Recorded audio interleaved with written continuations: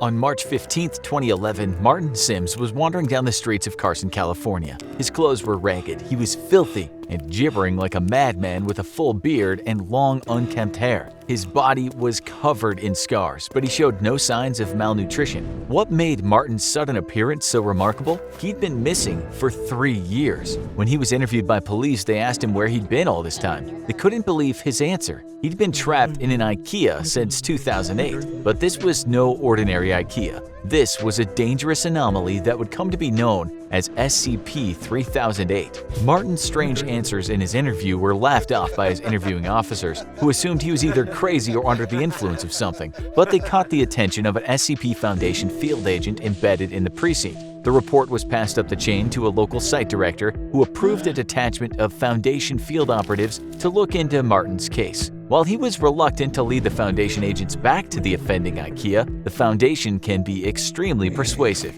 His screams of "Please, I'm begging you, don't take me back, don't make me go back," were noted but ultimately disregarded. When the SCP Foundation had triangulated the position of SCP-3008, which was indeed an active IKEA, the entire retail zone was closed and barricaded under the pretense of a severe black mold infestation. Armed Foundation personnel also arrived on the site shortly after, based on Martin's vague statements that there were creatures of some kind inside. Due to his deteriorating mental health, Martin was unable to provide a great deal of lucid information on the specific traits of SCP-3008. But one phrase he kept repeating was "bigger on the inside." Once researchers were satisfied that Martin had delivered all the pertinent information he was able to, he was administered Foundation amnestics to erase his memory of the last 3 years and return to his family. A cover story was formulated. Martin had been kidnapped and abused for 3 years by a mentally unbalanced stalker in downtown Carson. He'd been able to escape as said stalker took his own life out of guilt, a suicide that the Foundation expertly fabricated to make their cover story airtight.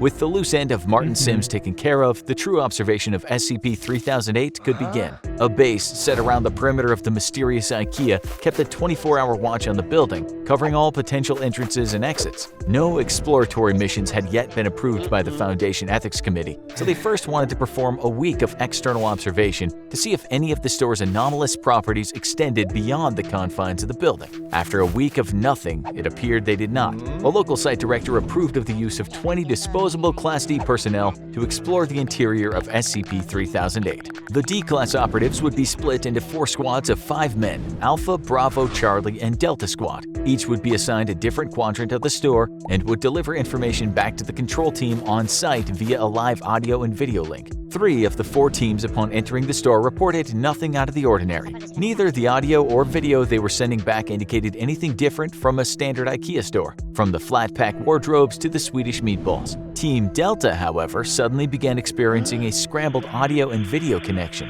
Shortly after, communication with Team Delta dropped off entirely. They disappeared somewhere inside the store and haven't been seen since, with one notable exception. After the disappearance and the extraction of teams, Foundation researchers classified SCP-3008 as Euclid because its anomalous properties were at least confined to the interior of the store, and even then seemingly not the entire interior. The anomalous area within SCP-3008 became known as SCP-3008-1, and containment appeared to be 100% secure. There was no telling how many people had already gone missing in the store over the years, but the disappearances must be stopped. The Foundation maintained constant surveillance around the perimeter of SCP-3008, but it appeared they could prevent any further incidents by simply preventing other civilians from accessing the IKEA store. Martin's ravings about monsters were assumed to just be the product of delirium, until a surviving member of Delta Team suddenly reappeared. The date was November 3rd, 2011. It was a cold night, a few hours after what would have been closing time if the store were still active, and 7 months after the extraction teams had disappeared somewhere in the confines of SCP-3008. There had been no anomalous activity outside the store since the perimeter was first secured, and the Foundation researchers hadn't expected that to change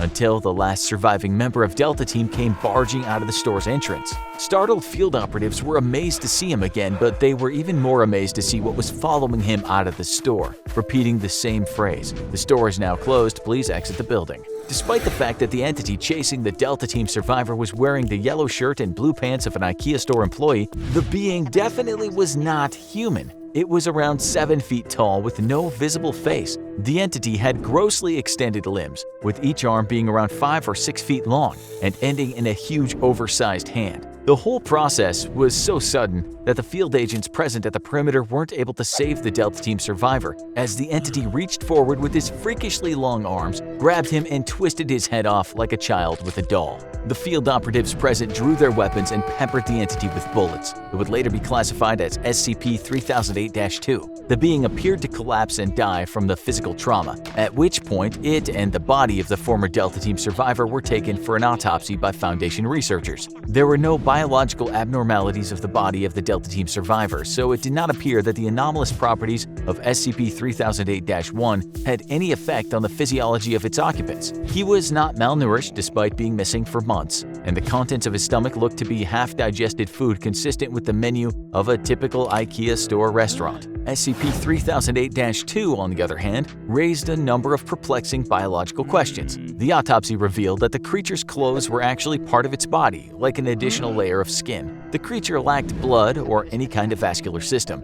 Even stranger, the entity didn't appear to have bones or internal organs, not even a brain or nervous system. It was a being made entirely of skin all the way to its core. How it was able to move, or even live for that matter, remains a mystery. Though when you work for the SCP Foundation, you learn to accept that some things will always remain unexplained. One thing was certain though, Martin Sims was right about his monsters. After the incident with Delta Team, the Foundation deemed that sending manned explorations into the heart of SCP-3008 was too much of a liability and planned a series of drone-based reconnaissance missions into the anomaly. The first of these drones experienced connection issues and failed when attempting to venture into the IKEA's anomalous zone. However, after a lengthy period of trial and error, the Foundation was able to establish a more secure connection with its drones, even when deep into the SCP-3008-1 anomalous zone. It was only then that some of the most extraordinary discoveries were made. SCP-3008-1 seemed to break the laws of spatial reality, as the area of the IKEA's interior was at least an order of magnitude larger than its exterior. Just as Martin Sims had said, it was bigger on the inside, but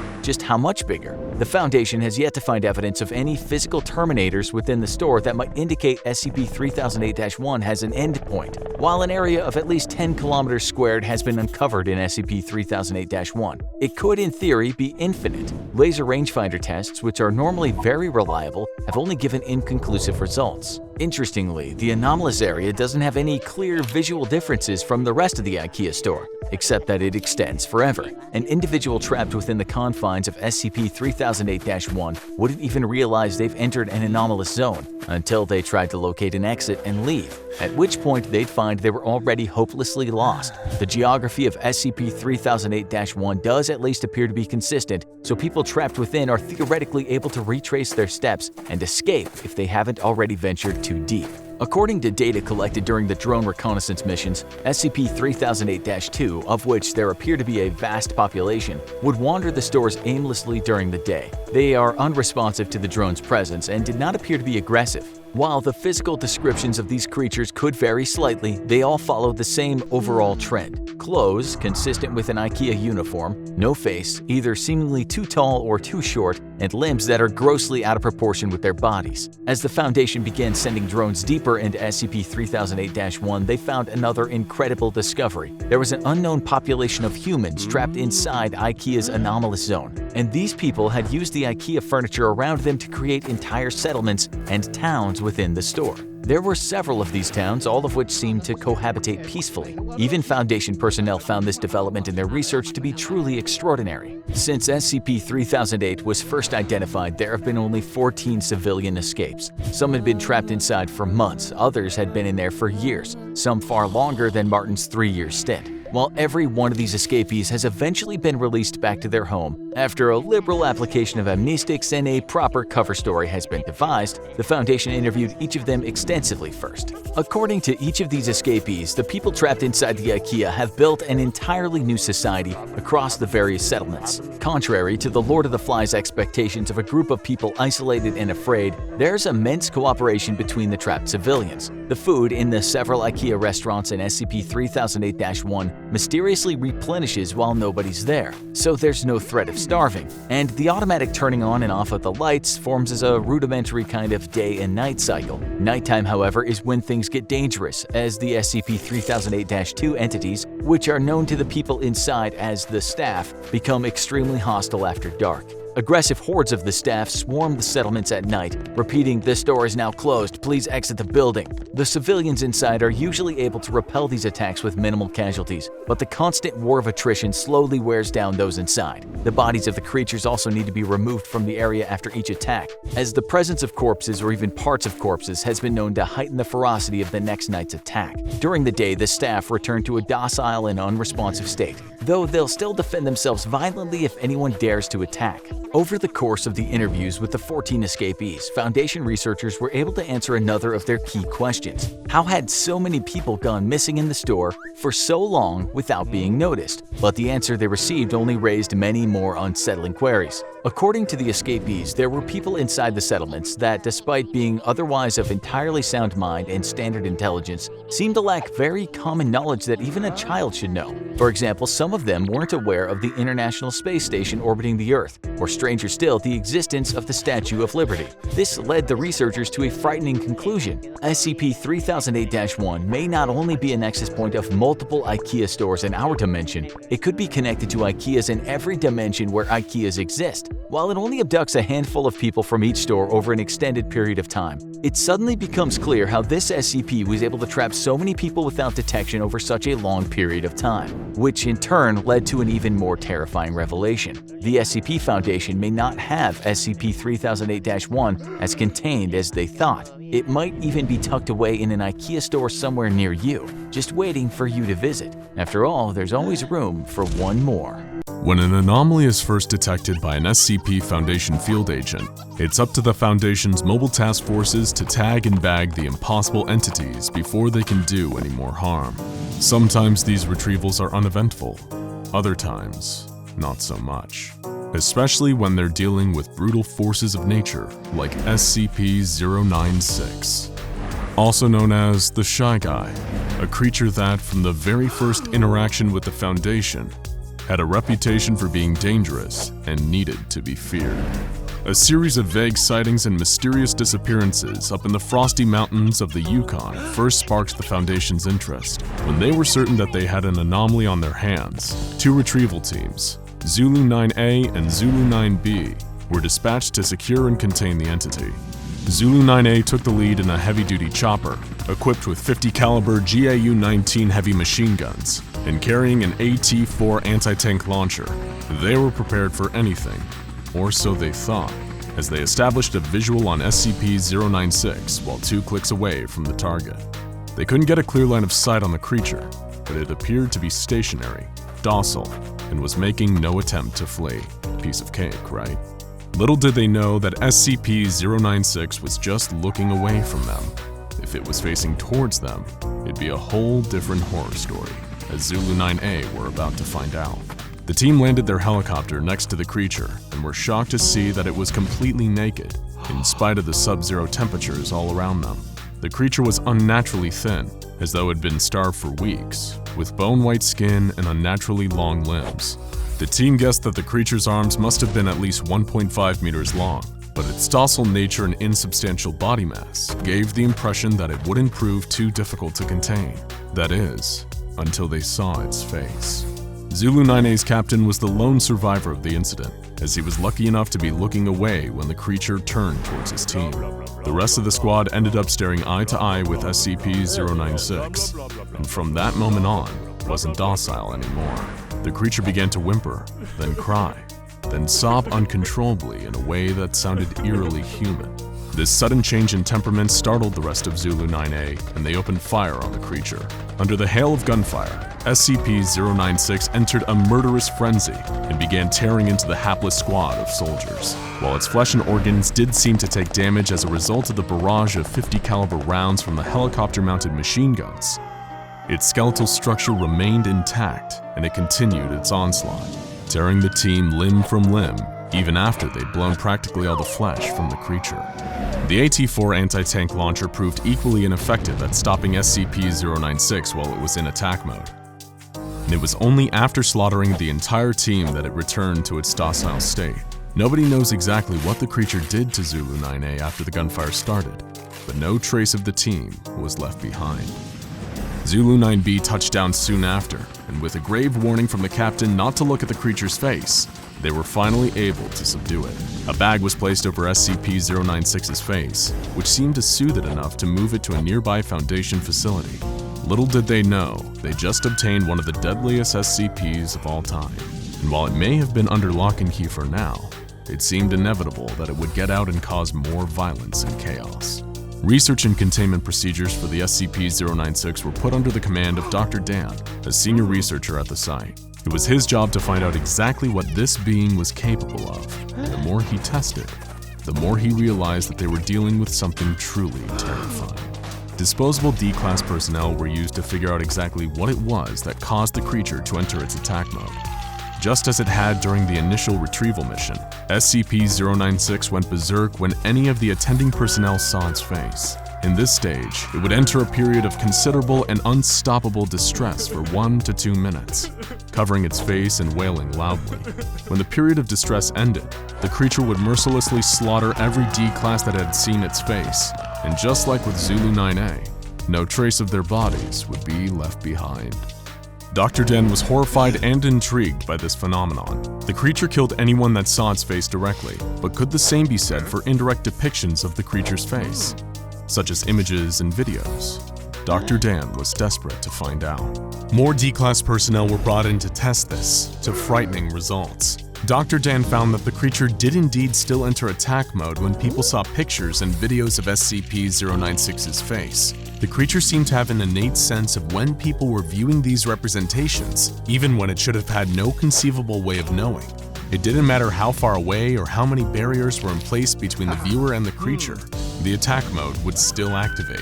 And once it did, it seemed as though nothing could stop the creature from hunting down the one who saw its face. With all of this new data, special containment procedures were devised to keep the creature safely under lock and key.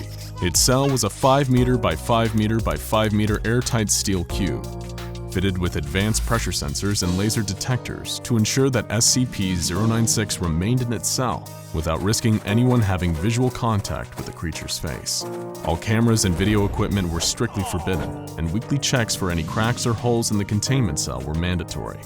Of course, none of this would stop the creature if anyone somehow saw its face. In order to solve that little problem, Dr. Dan would need to continue his research. To find a method of subverting the creature's deadly glance, they needed to know exactly what they were dealing with. But how could they, when even a glance at a photo or video of the being meant certain death? A potential solution was proposed, creating an artistic representation of the creature's face, something that hadn't yet been attempted. But how would they achieve such a feat? Simple. They'd procure a D-Class prisoner with some artistic talent, and they found one who had been a tattoo artist before becoming a Foundation guinea pig. Dr. Dan formulated an ingenious plan for keeping this D-Class alive for long enough to accurately draw an image of SCP-096's face.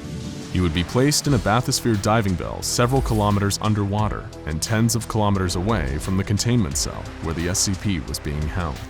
The D-Class was made to look at a photograph of the creature's face and then replicate that image in a pencil sketch. Dr. Dan first confirmed that the creature's attack mode is only activated by the creature's face by having the D-Class look at a series of photos of the SCP's body parts, one by one, finally finishing with its face. The D-Class began drawing and even remarked on how creepy the SCP's facial features were, despite not knowing the deadly context. Meanwhile, back in its containment cell, SCP-096 sensed someone viewing its face and entered its inconsolable crying state followed by its attack mode. It broke out of containment easily and began making a beeline for the D-Class, traversing the miles between it and its prey. The D-Class didn't know it, as he locked the finished drawing into a separate, autonomous submersible, but he was already dead.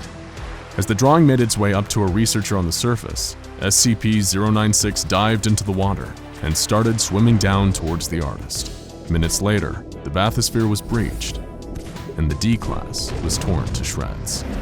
SCP-096 was recaptured without issue by Surface Recovery Team Foxtrot 303A, and further testing on the drawing showed that artistic representations of SCP-096's face were in fact harmless. From this experience, we now know that the creature has a gaunt face with totally white eyes, possibly indicating blindness and a grossly extended jaw.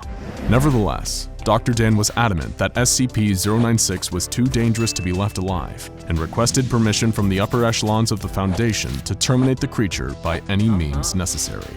However, the doctor's request would fall on deaf ears, until it all started with a seemingly innocent image. While it's now been redacted for your safety, the black speck inside the yellow circle was once a minuscule image of SCP-096, taken unknowingly in the 1990s by a semi-professional mountaineer. One day they were looking at old photographs when his eyes passed over the tiny speck without even noticing that he had seen anything. But SCP-096 noticed and began entering its attack mode. It tore through its steel containment unit like tissue paper, causing the release of a nerve agent that killed a number of attending Foundation staff. The monster then fled the base and began pursuing its prey, with Mobile Task Force Tau-1 in hot pursuit. Dr. Alexei, who was helping to manage the site where the SCP was contained, was in dismay over the situation. Dr. Dan was out of the country at the time, trying to discover more about the creature's origins. However, he did leave the Mobile Task Force with a new secret weapon against the rampaging Shy Guy: Project Scramble. Scramble were state-of-the-art goggles featuring a new technology created by Dr. Dan, which, using artistic renditions of 096's facial features, could detect and scramble the features of SCP-096 into an unrecognizable form, preventing the normally deadly effect of gazing upon its face. In theory, this would allow MTF Tau-1 to engage safely with 096 once its prey had been eliminated and bring it back into containment. But disaster struck on two fronts. First, the prey in question was located in a population center, creating the potential for a huge loss of life. And the second bigger problem was that the scramble technology didn't work, as stray pixels of the creature's face would reach the eyes of the task force before the internal microprocessor had time to scramble them. The mission turned into a death sentence, as SCP-096 slaughtered almost the entire task force, as well as a number of civilians in town, including an infant and its entire family. It was a monumental disaster, made even worse by a final revelation. Dr. Dan and Dr. Alexei had themselves facilitated the entire containment breach and allowed the resulting massacre to happen, with Dr. Dan hoping it would be enough motivation for Foundation Command to greenlight his research into destroying the creature. Anything that would give him the opportunity to kill this thing would be worth the bloodshed. His plan worked, and the SCP Foundation saw it his way, approving his request to neutralize SCP-096. However, success comes at a cost for Dr. Dan. Once he figures out a way to finally kill the creature, though done in his line of duty, he himself will be terminated by the Foundation for his crimes against humanity. But considering how much damage SCP-096 is capable of causing if it ever got to a major population center, or even worse, was ever caught on camera and broadcast to a worldwide audience, the Doctor himself would likely deem his own death a justifiable cost. To this day, the Foundation is researching ways to kill the creature, and they're still looking for their silver bullet. And the pressure is on. They hadn't known about the seemingly innocent picture that sparked the last containment breach, the one taken decades ago, in which the Shy Guy had only occupied 4 tiny pixels. 4 tiny pixels that resulted in multiple innocent lives lost. So be careful where you look, because who knows how many other photos of the creature are lurking out there. Photos with an innocent dot in the background. Your eyes glance over it, not even noticing the little blip, until you hear a distant wailing that seems to be getting closer and closer and closer, and then it's already too late. SCP-682 must be destroyed as soon as possible. So begins the SCP Foundation file on the dreaded SCP-682, a highly intelligent reptilian monster that has, despite the Foundation's best efforts, proved impossible to kill. It may not be the most dangerous SCP out there, considering that some are capable of eliminating entire realities, but it's one of the most iconic. And you've probably heard tales of the monster that death forgot, and you know exactly why everyone is so afraid of the so-called hard-to-kill reptile. It's been subjected to some of the most deadly weapons and traps the Foundation could devise, and survived attacks from some of its deadliest fellow SCPs. But before we tell you about the Foundation's many failed assassination attempts against the so-called hard-to-kill Reptile, we need a little more groundwork on what this creature even is. The first thing to know about SCP-682 is that this thing wants you and everything you know dead. Unlike some other creatures like SCP-096 and SCP-173, which are murderous but exhibit no real higher processing skills, SCP-682 possesses cunning, advanced reasoning, and even human-level logical intelligence. SCP-682 can engage you in conversation, but just talking to the creature calmly and cordially will sometimes cause it to enter its rage state, where it becomes even more dangerous and volatile. The beast is perpetually kept in a tank of powerful hydrochloric acid, melting its tissue to prevent it from reaching its full potential and going on a rampage. The creature's most terrifying asset, and the reason it's proven impossible to terminate thus far, is its incredible adaptability to any and all external stimuli. 682 is a reactive being, capable of not only surviving and regenerating from all attacks, but often incorporating those attacks into its own wide arsenal. In other words, if you're hoping to kill this thing, you better kill it on the first hit. Because if you don't, you better believe it's gonna hit you back 100 times harder. This brings us to the main event. Some of the SCP Foundation's most ambitious and frightening attempts to terminate SCP-682, or even understand how it could theoretically be terminated. There are quite literally too many unsuccessful attempts for us to list them all here, so think of this as a highlight reel of the Foundation's most prominent failures. 682 was first cross-tested with SCP-017, a humanoid shadow entity shown to be able to consume matter with its shadows and leave no traces behind. Tests on tissue samples from 682 showed that SCP-017 was able to consume said tissues with no adverse effects. However, when SCP-017 was placed into the containment chamber with the actual creature, 682 let out a horrific roar that was so loud it damaged nearby audio equipment. SCP-017 fled to the corner of the room, and 682, in its rage state, attempted to breach containment. Agents managed to suppress and remove the creature, but no meaningful damage was logged. Attempt failed. SCP-173, the killer statue, was later brought in, hoping that its thus far impeccable track record for killing would hold strong.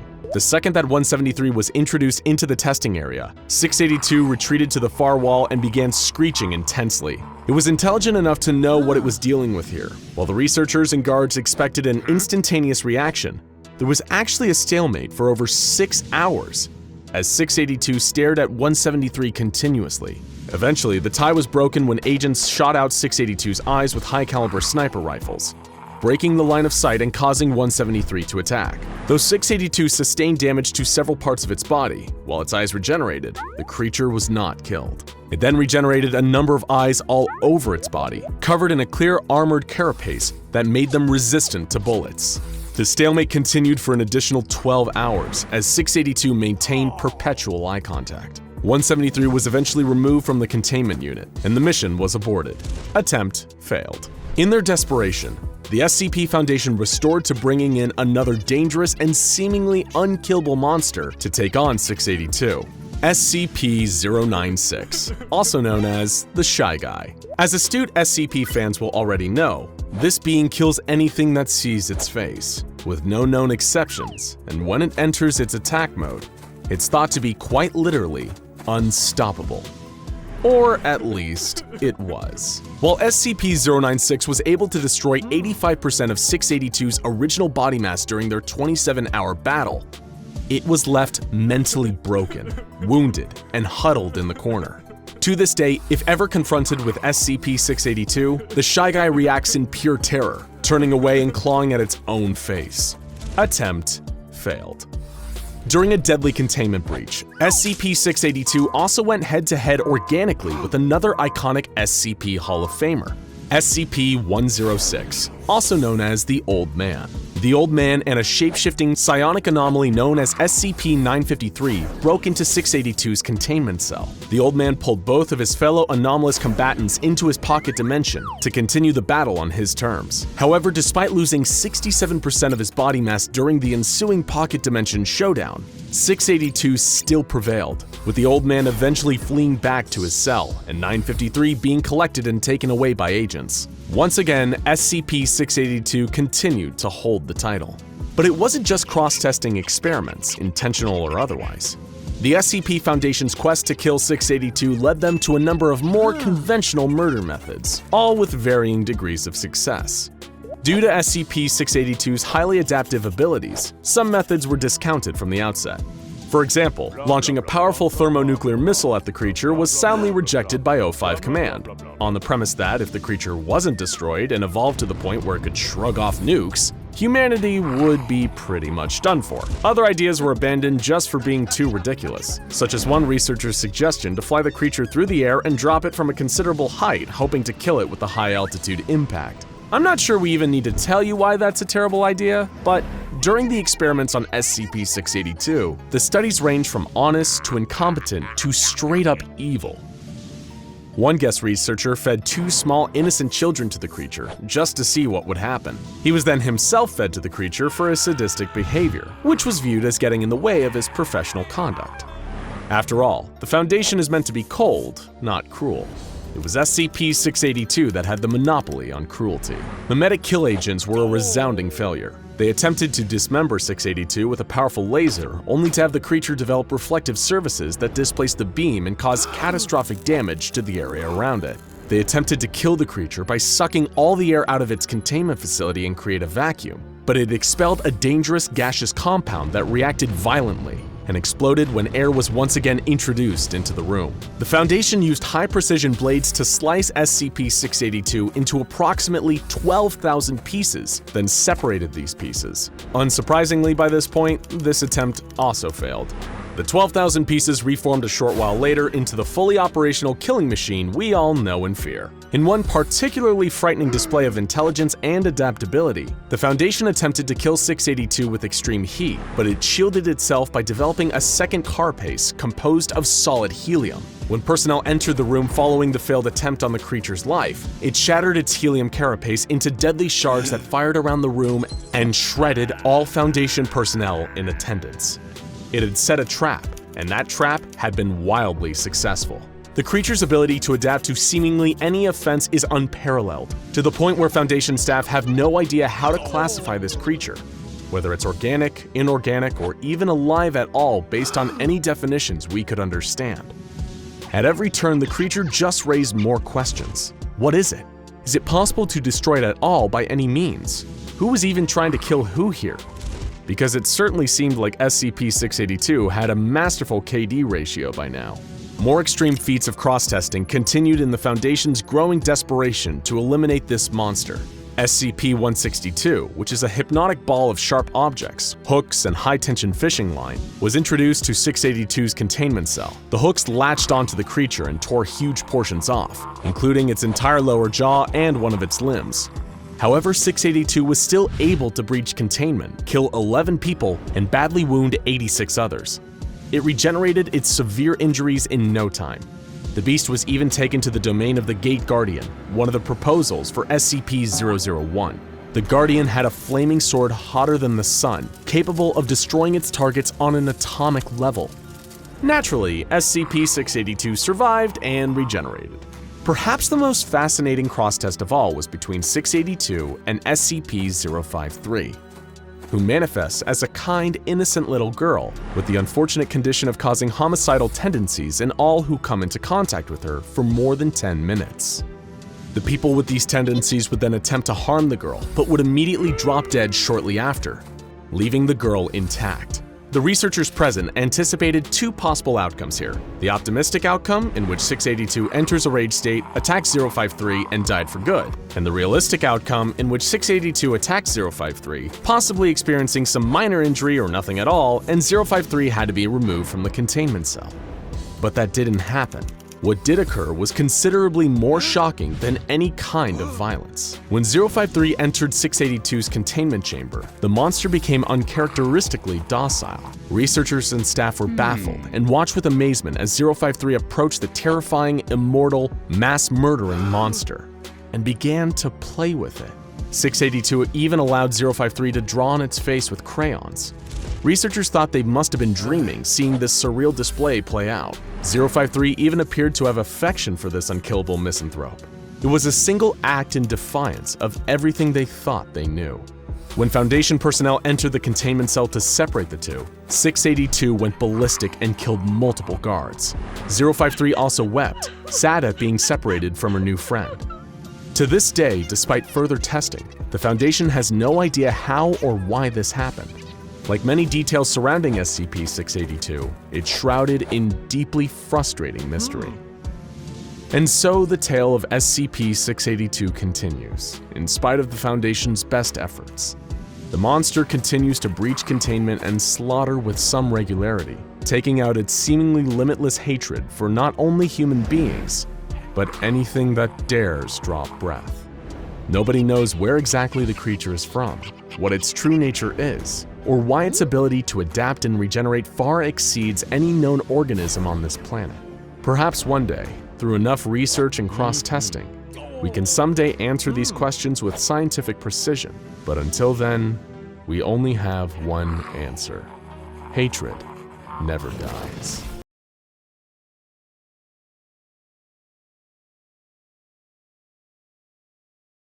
The esteemed Dr. Thomas Morstead entered the cell of the anomaly. He'd been warned and even chastised by his colleagues. But who in the Foundation could tell him what to do? He was the best at what he did, maybe the greatest in the whole history of the Foundation.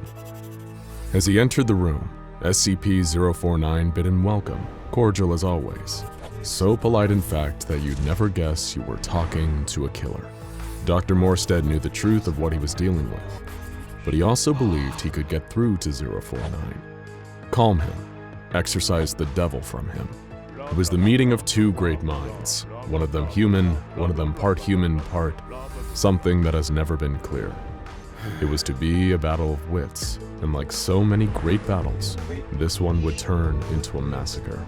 Before we get to that fateful meeting, there are some things you should know about the anomaly known as SCP-049. If you saw him in the street, the first thing you'd think of is plague, because 049 always looked the same.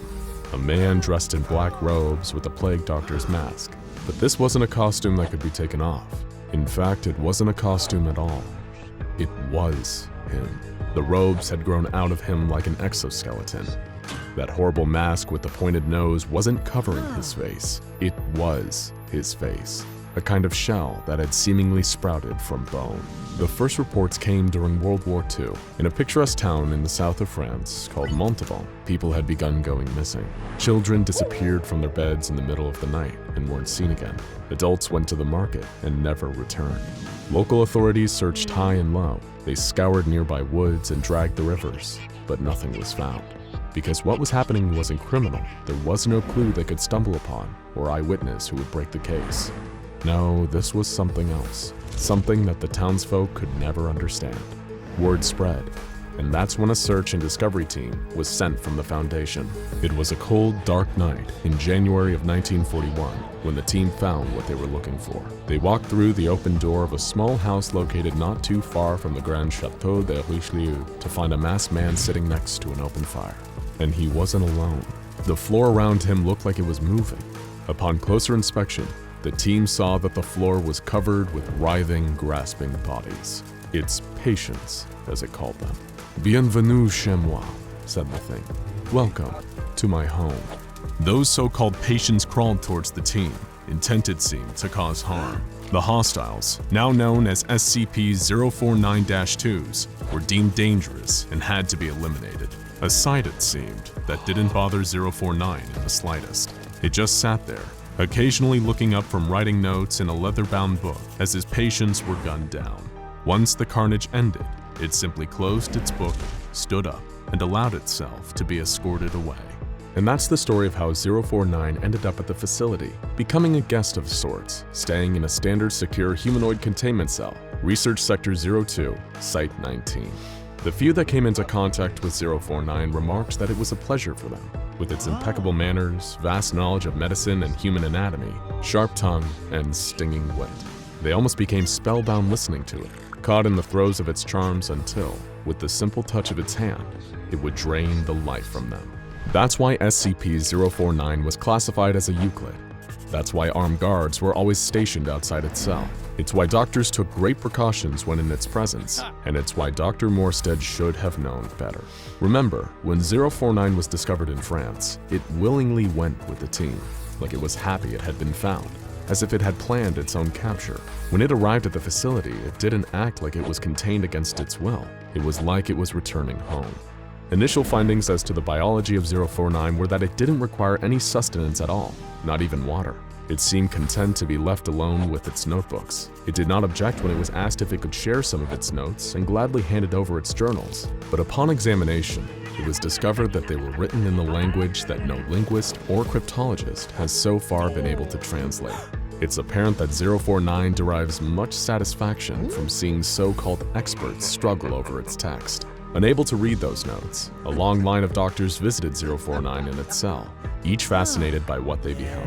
It was learned that it has traveled the globe. It speaks many languages, but prefers to speak what it calls les langues de l'amour, French. It asked for only one thing: warm-blooded animals. The facility agreed to supply 049 with various kinds, including rabbits, cattle, and even an ape on one occasion. Just like with humans, it could kill the animals with a mere touch of its hand, sucking the life right out of them. But that wasn't even the most incredible part.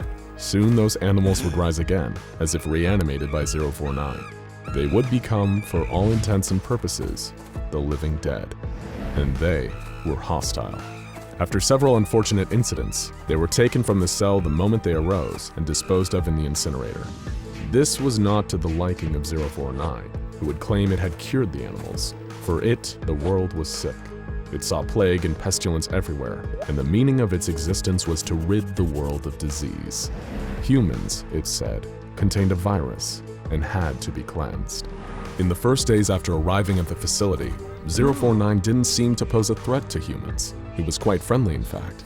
It seemed aware of the fear it caused in staff and would often go out of its way to make them feel comfortable and safe. This was a ruse, of course, or a canard, as 049 liked to say.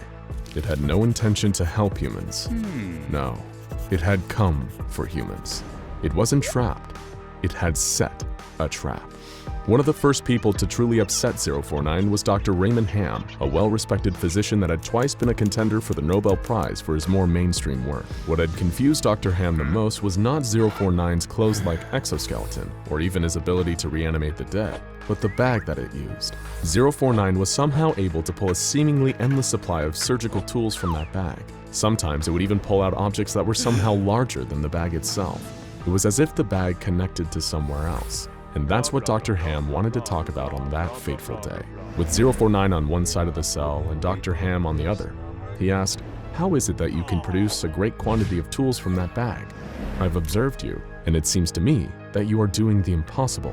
"Dear doctor," replied 049, "the scourge, the great dying, cannot be fought with a handful of toys. My bag is merely the product of my imagination. It gives me what I require.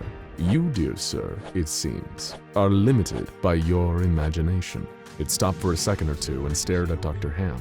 "I detect you are unwell," it said, in a voice not as amiable as before. "It's just a cold," said the doctor. "Ah, just a cold.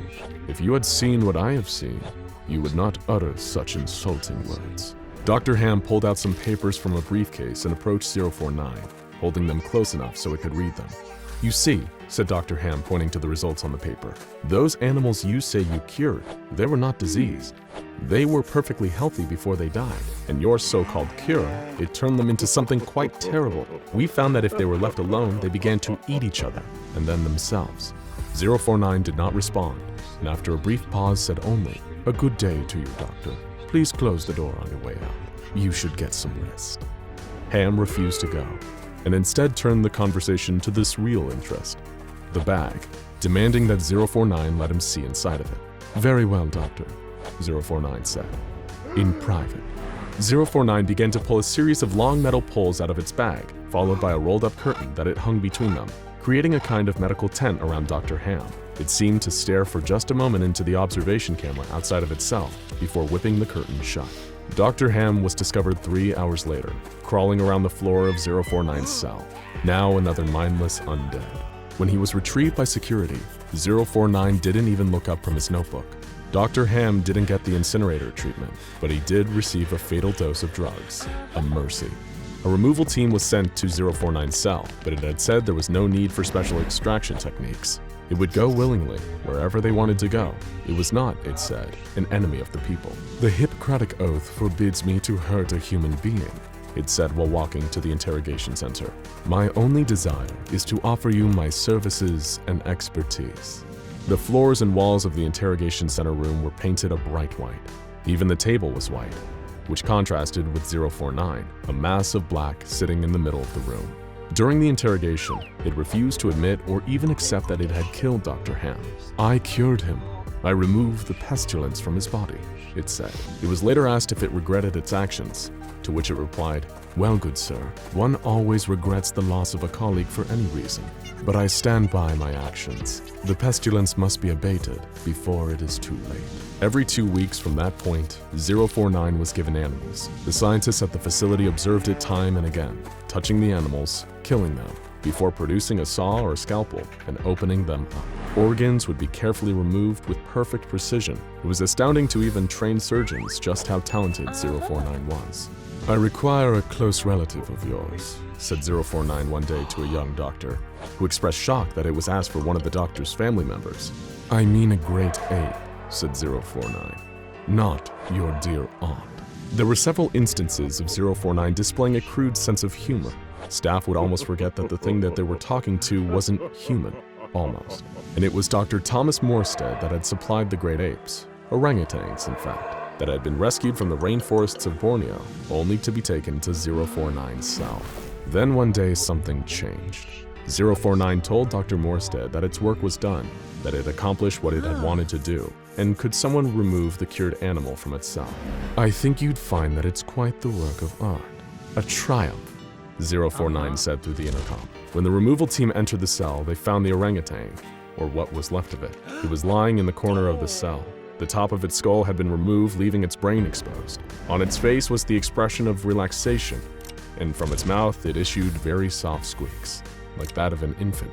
049 said, tell Dr. Morstead that its rage mechanism no longer exists. I've removed the amygdala and made some changes to the hypothalamus and limbic system. It is cured and quite harmless. The next day, Dr. Morstead announced that he wanted to visit 049's cell himself, after which he heard a chorus of disapproval from his colleagues, all telling him that 049 was now too dangerous. Dr. Ham was sick, replied Morstead, and 049 has assured us that he would never take another human life. He's never lied to us, and I'm going to take him at his word. It appeared that 049 had created the perfect specimen, so what was next? Dr. Morstead had to know. Everyone is sick, 049 told Dr. Morstead after the two had talked for a couple of minutes. The great pandemic has started. Fear not, doctor. I have a cure. No longer will you humans spread your disease. I'm afraid you are wrong, replied the doctor. This pandemic you speak of does not exist. We can happily live with our pathogens. We have done so for millennia. Dr. Morstead became angry that he couldn't get through to 049. I'm afraid you are suffering from paranoia. It is you who need to be cured. You have no idea, said 049, standing up. What are you doing? Shouted Morstead. You promised you wouldn't hurt a human again. I'm not hurting you. I'm healing you, 049 said and leapt across the room in a flash, placing a hand on the doctor's head. Morstead slumped to the ground. They were being watched in the observation room, and this had gone too far. He had to be moved to the containment cells, permanently. Mobile Task Force Epsilon 11 was right on the scene and burst through the door. No imagination, 049 said to himself. Those humans have no imagination at all. He began walking towards the task force, who opened fire on the anomaly, but the bullets bounced off its black coat and mask. SCP-049 calmly touched each of the members of the task force, one by one, draining the life from them. The last one standing stopped firing and attempted to run, but again 049 leapt across the room, black cape billowing out behind him. and gently touched the man, causing him to drop to the floor.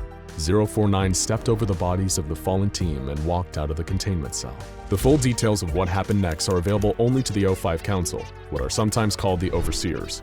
The redacted report that is available reads, Standard Secure Humanoid Containment Cell, Research Sector 02, Site 19, Subject, SCP-049. Date of breach, redacted. Euclid Class SCP-049 breached cell and subsequently gained access to adjoining rooms and nearby buildings. Breach lasted approximately 3 days and 5 hours. Total casualties, redacted, with redacted number of survivors requiring incineration therapy. Course of action. Department of Science Alchemy Division suggested injecting anti-transmogrify disinfectant into Class D former prisoners who were transported to site and allowed them to come into contact with SCP-049. SCP failed to reanimate injected prisoners and cure them. SCP-049 acknowledged this failure and surrendered to Mobile Task Force Alpha-1. SCP-049 then requested to be contained. Present containment under responsibility of redacted. Present location of SCP-049, redacted. We were a team, despite our differences. In spite of the terrible things they'd done, we were still a team. That's not how the higher-ups saw it, though. No, the guys upstairs with their perfectly pressed shirts. For them, we were judged by our level of expendability, and they knew that our next mission was a death sentence. One by one, that thing took out my team, my friends, snapping their necks so quickly and with such ease that no sooner did I hear the scream, they were dead. We had been used. I'd been used. Delivered as prey to the predator. A plot that was sanctioned by the bosses and approved with a blood-red stamp. Why did they do it? I'm still trying to figure that out. Maybe that's something you can tell me after you hear how these so-called scientific men left us in this cell.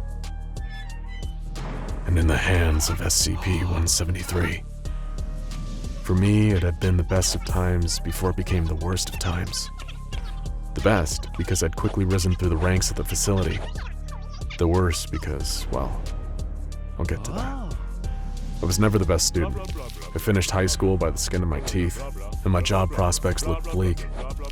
But I was lucky, I guess. Or at least I thought so at the time. You see, I have an uncle Siegfried who did some work for the government. I never actually knew what he did, just that it was secretive work. I used to imagine he was some sort of super spy, so you can imagine how excited I was when he found out I needed a job and he offered to help me out. I couldn't believe it. I always thought he hated me. I'd overheard him telling my parents that I was a no-good deadbeat, but now he'd had a change of heart and was willing to take me under his wing. What would I get to do? Undercover intelligence gathering? International assassinations? Just you wait, he said. And that's how I found myself walking into a sprawling, futuristic-looking facility where they handed me a level 1 security clearance card with big, bold letters that read, Janitor. But I was happy. Just the words security clearance made me feel important, and it beat flipping burgers. I pushed mops, turned off lights, fired up generators, clocked in and clocked out. But all that time they must have been watching me, grooming me, waiting for the day they could throw me to the wolves. I should have known. I've always been an expendable kind of guy. After a few years, I was called to an office, and there was a man in a plaid shirt and kind of a tweed jacket that professors wear. He asked me, "Do you have any idea about what we actually do here?" And to be honest, I didn't. I knew that there were many parts of the facility I couldn't enter. I imagined that down a maze of corridors were weapons being built, or prisoners being interrogated. But I had no idea about the anomalies. How could I? Before I was told anything, I had to sign a bunch of forms. There were so many I thought I'd get to find out who really killed JFK. And while they didn't come out and say it, what I inferred was that if I ever talk about what happens at the facility to someone outside the facility, well, let's just say it's not the kind of thing they'd spell out on a piece of paper, but it involves padded cells and rusty tools. I wasn't scared though. I was part of something big, something secret, and I loved it. So I signed my life away with no hesitation. Soon after, I was introduced to my first anomaly, the safe class, of course. They took me to an observation room, and from that room I could see into another room with a sign on the wall that read SCP-067. I just stood there, waiting for something to happen, when in walked another guy in a white lab coat. "Welcome to your first anomaly," he said. "Is it okay if I hook you up to this heart monitor? We want to gauge your reaction to what you see." "All I can see," I told him, "is an empty room with a table and what looks like a pen on top of some papers." "Correct," he said, half smiling, as if I was some kind of idiot. "That's SCP-067. I thought about telling him that if I needed years of training before I could see a pen, that I probably should have taken that fast food job. Could have been a shift manager by now. Then they brought a young chimpanzee into the room, small enough to be harmless. One of the guys forced a pen into the scared chimp's hand and something strange happened. It started scribbling. Nonsense at first, but suddenly it was sketching and drawing faster and faster. I could catch glimpses of words and images. By the time they dragged it out, it was flailing around like it was possessed. "That pen has power," said the man in the lab coat. "A power whose source or origin we don't fully understand. That's why we're here. That's why you are here." One of the guys in the other room held the chimp's drawing up to the window. It was a perfect sketch of the Tower of London, intricate and brilliant. Above the sketch was the title, "Tower of London, Tudor Period, circa 1541. The year Margaret Pole, the Countess of Salisbury, lost her head on the chopping block." Underneath that, the chimp had written, "Pity, she was no traitor. Take it from me, I was there." They didn't need to look at the heart rate monitor to see that I was shocked. That was far from the only anomaly I'd come into contact with, and I must have been doing something right, because in time I went from level 1 to 2 to level 3 security clearance, and that's when they made me a containment specialist. I won't bore you with all the details, but as you can guess, I dealt with the containment of anomalies. A lot of my time was spent looking through small windows and cell doors, making sure that whatever was inside was still inside and still in one piece. Other times I worked with field agents when anomalies were brought in, a transition period that the arrested freaks didn't much like. There was one certain anomaly, though, that I was tasked to oversee on many occasions. I like to think of it as my pet, but in hindsight, I was its pet. This was SCP-173, something that was in what we call the Euclid class, a classification meaning that we don't fully understand it, but know it is very dangerous. We know it's intelligent, we know it's unpredictable, and we know it will kill. And for that reason, there's people tasked with containing it and keeping an eye on it at all times. At first glance, you wouldn't guess just how dangerous 173 is. You wouldn't think it's incredibly intelligent. In fact, you'd think the opposite. That's because it's more or less a walking slab of concrete and rebar with stunted limbs and traces of spray paint that give the impression of a dopey face. We have to enter its cell twice a week for cleaning duties. It leaves a disgusting, foul-smelling liquid on the floor, a reddish-brown substance that I can only describe as a mix of blood and waste products. Where that stuff comes from has remained a mystery since we first contained it in 1993. Going into the cell was always a three-man job, because, and this is maybe the weirdest part about 173, it can't move if human eyes are watching it. That's why you need at least 2 people watching it at all times. If you were in the room watching 173 by yourself and blinked, you'd be dead before your eyes opened. We don't know how it moves that fast, but in that fraction of a second, your neck is snapped so hard it's almost like being decapitated. I've seen the videos to prove it. All it took was a sneeze. He wasn't even finished getting the rest of the achoo out when there was a flash and his partner was left lying on the ground. His head twisted around the wrong direction. So, you can understand why we now require 3 men for any time we must enter 173's cell. Then, a few months ago, I was told that a long process would begin to train and re-educate some future Class Ds. Class Ds are mostly prisoners with lifelong sentences, or those we've taken from death row and given a new lease on life. We were apparently understaffed, so why not employ these men whose lives had pretty much ended anyway? That was the rationale, or at least that's what they told me. I was told to train them on their new job, mopping up 173's mess, so that me and the rest of the containment specialists could focus on more important tasks. They hadn't been through the training I had, seen what I had seen. But after showing them the video of 173 nearly taking off a man's head, they were more than willing to follow the rules. They understood not to blink, or turn away or sneeze, and that any lapse in focus could lead to a violent death. So I started to show them the ropes, how we move as a team into the cell, and always keep the others informed on what we're doing. 173 was always sitting in the corner of a cell, no expression on that crude face. But when we walked in its cell, I got the feeling it knew something had changed. I felt almost as if it was communicating with me, but I couldn't tell what it was trying to say. And then it happened. It was a Tuesday afternoon, 3 days from the last time we'd cleaned. As usual, 173 had covered the floor with that horrible liquid. We headed in to clean. My new team alert as always, and some of them cleaned while others kept their eyes focused on the thing in the corner. Things were going smoothly when we heard a noise I knew very well. It was the sound of the cell door locking. Someone must have screwed up. "Hey guys, we're locked in here," I shouted through the intercom. Nothing. "Guys, the damn door is locked." Nothing. I lost it a bit. "Open the door, will you?" Nothing. My team looked at me. The ones not on eye contact duty, that is, as if I should know what to do, hoping that this had happened before and that there was some kind of standard plan to deal with it. There wasn't. We were always observed when in the room, and I knew that a technician couldn't accidentally lock the door. It was impossible. There were protocols. Someone had done this on purpose. The four of us sat in the corner of the room as far from 173 as possible, our eyes locked on it. It didn't move an inch as usual, just stood, staring at the wall as it always did. We stayed awake through the night, talking a little, holding on to the slim hope that something had gone wrong. But as night turned to day again, we all began to lose hope. We weren't sent here to clean. We were a test. Totally expendable. Lab rats. But I wouldn't go down without a fight. We couldn't just stay up forever. That was a death sentence. I suggested that 2 of us stand, 1 sit and rest, and 1 get some sleep. We'd take shifts. A couple hours on, a couple hours off.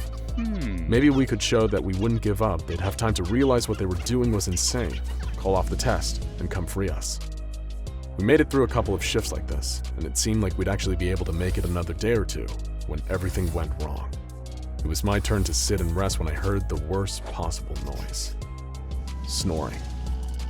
The con next to me was sleeping quietly, so it must be one of the standers. I glanced over for just a split second and saw both of them, leaning against the cell wall dozing. At the same time, I saw the flash. Crack, snap, pop. One after another, their necks were snapped. I'm not sure how it happened, but I was standing again, staring at 173, who was now in the corner. Dead bodies with their heads twisted around piled up in front of it. I couldn't take it anymore. I couldn't stare at this thing forever. I felt myself giving up. I lowered my head to the ground and then finally broke my gaze, ready to die. And then, nothing happened. I slowly raised my head back up and there it was, its hideous face inches away from mine. It was then that I understood what we'd been containing, what we'd underestimated. I felt it again, like it was telling me something. It was telling me to close my eyes, to sleep. So I did. But as my eyes closed, I didn't see darkness. I saw 173, or something like it, but not in the cell. I saw it outside, in the world, standing over children sleeping in their beds, watching. I saw them hiding in the shadows, staring out at passers-by. Then I realized they weren't watching, waiting to pounce. No, they were hiding. My eyes popped open as the door opened and in rushed 6 security personnel. They took me outside, jabbed my leg with a syringe, injecting me with something as the world faded away. Incident report. Time and date redacted. Following the experimental forced interaction with Euclid class anomaly SCP-173, subject has ceased responding to external stimuli and appears to have taken on the traits and behaviors of the anomaly. Subject now spends entire day sitting in corner of cell staring at the wall. Staff are advised to proceed with caution when dealing with subject, as the only behavior they engage in is an attempt to strangle anyone who enters the cell. No treatments have shown any effectiveness, and subject will unfortunately require incarceration, likely forever. Almost all cross-testing to kill or pacify SCP-682 had failed miserably. If you haven't seen it, go watch our video on the legendary hard-to-kill Reptile to see just how powerful and terrifying this creature is. It faced the Gate Guardian, an SCP with a flaming sword hotter than the sun, capable of tearing your atoms to shreds, and came out fine. In its face-off with the horrifying SCP-096, also known as the Shy Guy, it broke the Shy Guy's mind and reduced it to gibbering despair. Even SCPs with supposedly unlimited powers simply refuse to engage the beast in combat. So, when it was proposed that they test 682 with SCP-999, a creature known among Foundation staff as the Tickle Monster, the idea was considered laughable. 682 had been burned, suffocated, cut up, incinerated, and growled in the faces of the gods. How could this so-called Tickle Monster ever hope to survive an encounter, let alone win a fight? Some even believe that this was the last we'd see of SCP-999. But what makes this story truly remarkable is that that isn't how this played out. As you'll soon discover, SCP-999 is an amazing and unique SCP in and of itself. But its secret origins and its interactions with some other prominent figures in the SCP universe are what make this humble, slimy creature beyond extraordinary. Prepare yourself for the heartwarming, yes, you heard that right, the heartwarming story of SCP-999. Several highly trained agents on 682 Detail placed 999 into the immortal lizard cell. Compared to the giant reptilian sitting across from it, 999 wasn't much to look at. It's a large orange amorphous blob of anomalous slime. Weighing in at around 120 pounds, SCP-999 was nothing compared to the monstrosity it was supposed to face. While its weight has in the past caused minor injuries to some of its human handlers, it has never caused serious or long-lasting damage of any kind to a living thing. Even its diet consists only of candy and sweets, with a particular preference for M&Ms and Necco wafers. It consumes these treats through the cell membrane of its slimy body, much like an amoeba. This extremely stretchy membrane means the creature is highly malleable, including the ability to stretch and flatten itself out to a mere 2 centimeters thick. At rest, the creature takes a dome-like shape around 2 meters wide and 1 meter in height.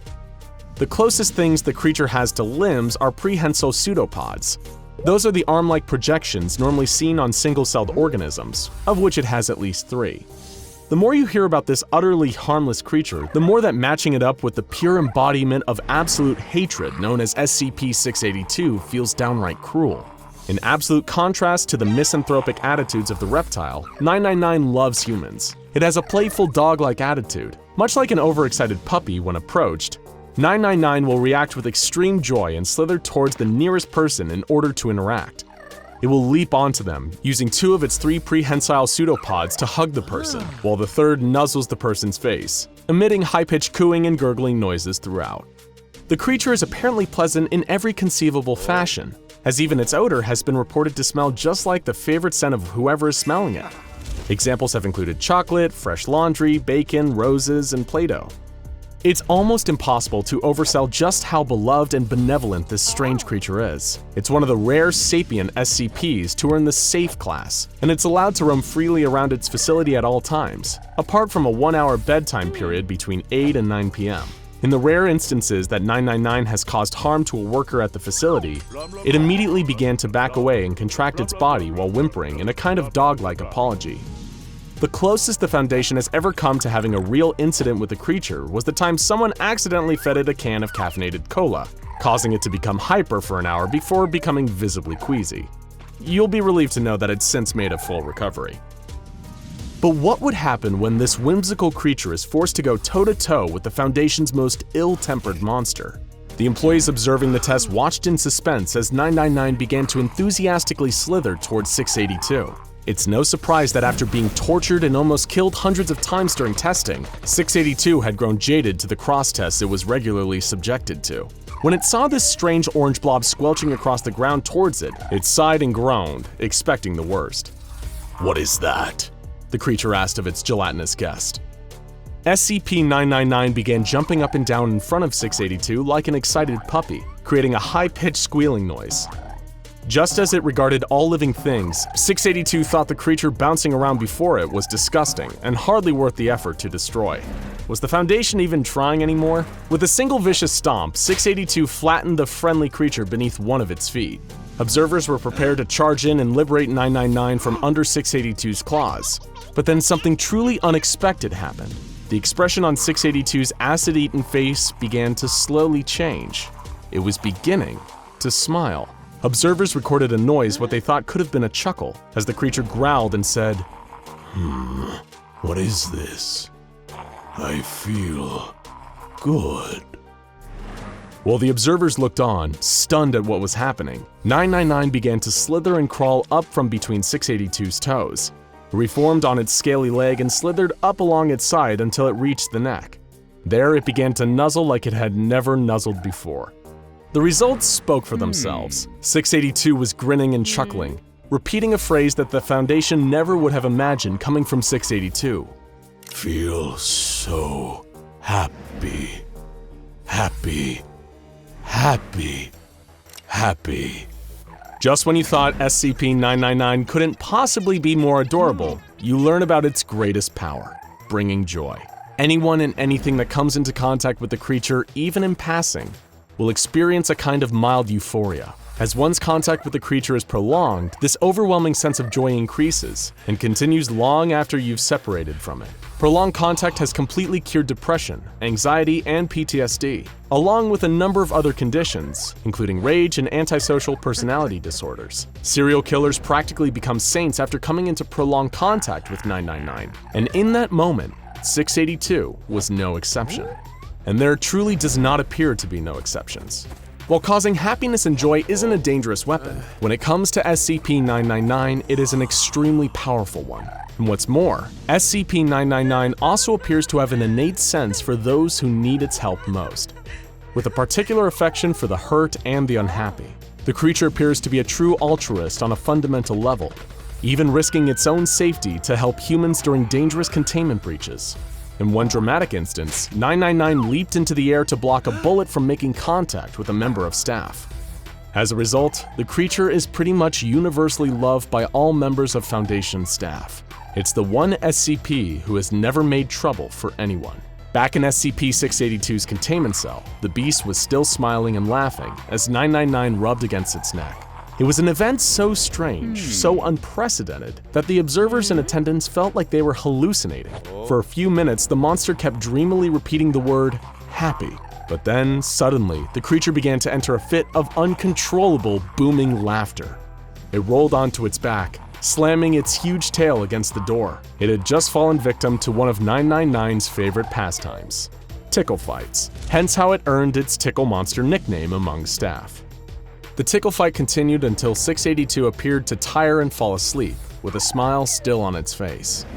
After 15 minutes of inactivity, 2 D-Class personnel were commanded to enter and retrieve SCP-999 from the containment cell. They did so successfully, but as soon as 999 was removed, 682 roused from its slumber and released a powerful psychic attack from its entire body while laughing maniacally. It rendered all personnel within a certain distance incapacitated, as they collapsed in fits of laughter, allowing 682 to escape and go on a violent rampage. However, in spite of this, 999 showed no fear and helped save some of the bystanders as security officers subdued and recaptured 682. And even after all of this, 999 showed no hard feelings towards 682 and indicated a desire to play again. It's a creature whose capacity for love is so limitless that it's practically immune to fear. Which is all well and good, because the true enemy that 999 is destined to face is infinitely more powerful and terrifying than 682 could ever hope to be. What is this monster? And why should 999 have to face it someday? The answers to these questions all lie in the true origins of SCP-999, available only to those with level 5 clearance and beyond. It's a perfect example of how something good can come from the darkest places. There would be no SCP-999 without SCP-231-7. SCP-231 was a collection of 7 girls, all impregnated by horrific nightmares in a ritual performed by a cult known as the Children of the Scarlet King. Each of these girls, over the years that followed, gave birth to some of the most horrific monsters imaginable. One of which, according to some, was SCP-682.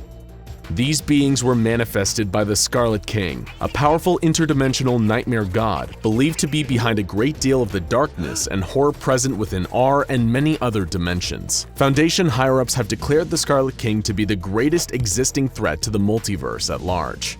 And SCP-231 was his latest direct interaction with our universe.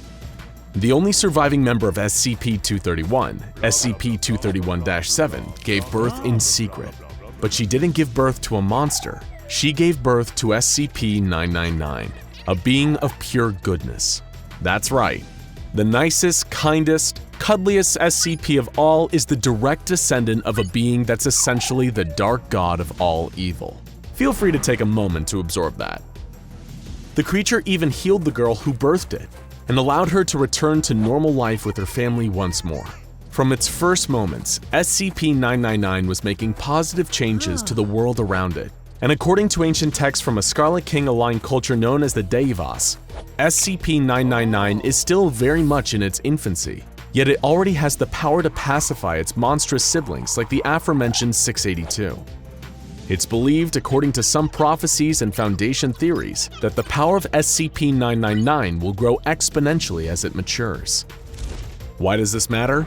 Well, it's believed by some that one day, 999 will grow powerful enough to overthrow not only its own monstrous siblings, but the thought-to-be unstoppable Scarlet King himself. Not through violence or hate, but through the pure force of happiness and love burning out the darkness and purifying the corrupted. While the humble SCP-999 rarely outshines its frightening competitors, to those truly in the know, 999 is one of the most powerful and valuable SCPs in existence, and may be the greatest asset in the Foundation's arsenal for the war against dangerous anomalous activity. After all, what could strike more fear into their hearts than the knowledge that it might be love rather than firepower that finally dethrones the Scarlet King? And for the knowledge that it may one day save everything we know from a fate so much worse than death, with nothing but affection for everyone and everything, it's worth offering thanks to the little orange blob, or at least an extra pack of M&Ms before bedtime. This is impossible! The SCP site director wasn't normally a calm or cheerful man, but the researcher had rarely seen him as angry as he was right now. His face turned a deep beet red as he scanned the documents on his desk before he asked how months of valuable research on this subject had suddenly gone blank. The data was completely gone. The researcher gulped nervously, hoping a demotion wasn't in his future, and nodded. How could this be possible? This was an experienced researcher who should have been taking all of the necessary precautions. Could the being they were studying somehow have erased all these documents himself? That's just what the researcher had been trying to find out for months, with hours and hours spent trying to learn the extent of its abilities. Well, where are they? The site director asked. I want everything you have! The researcher dropped a printout of their research on the mysterious subject's abilities on the director's desk. Every relevant line read, "Data lost." The director let out a deep sigh. He wanted to hear everything the researcher knew. Well, everything he could remember, at least, from the beginning. The researcher sat down and began to relay everything he could about SCP-343, which some of the other researchers had started to refer to by the nickname God. SCP-343 was first sighted in Prague, just an unassuming older man wandering the streets. He seemed completely normal to everyone who passed him by, until he decided he was tired of staying on the ground. An SCP agent stationed in the area noticed the old man disappear from the streets, as if he was blinking out of existence, only to appear on a rooftop nearby. The local SCP teams were marshaled, and they had soon tracked down what seemed to be a very powerful specimen. But SCP-343 didn't seem concerned. He reacted calmly when detained by the Foundation and went with them willingly. He was detained in a standard holding cell for interrogation and examination, but he seemed completely at ease with his sudden confinement. It would soon become clear that this ordinary old man was anything but. Drs. Beck and Nidlovu was brought in to consult on the SCP's classification, and that's when the first anomalies began. Their assessments matched initially, but when it came time to describe him physically, things took a strange turn. Older male, seemingly nondescript and with no unusual physical features. Caucasian in appearance. Dr. Nidlovu was confused by what Dr. Beck was describing in his report. This man was clearly black.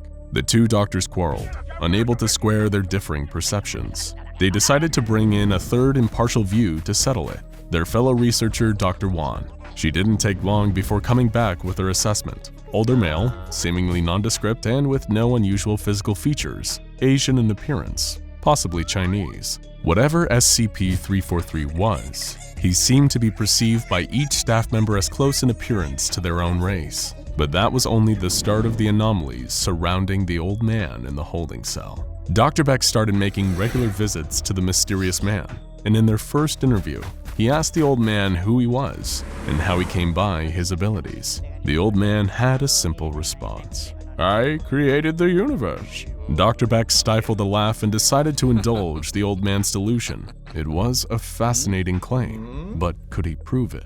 Without another word, SCP-343 got up from his chair, laughed, and turned around and walked through the solid wall in the holding cell and disappeared.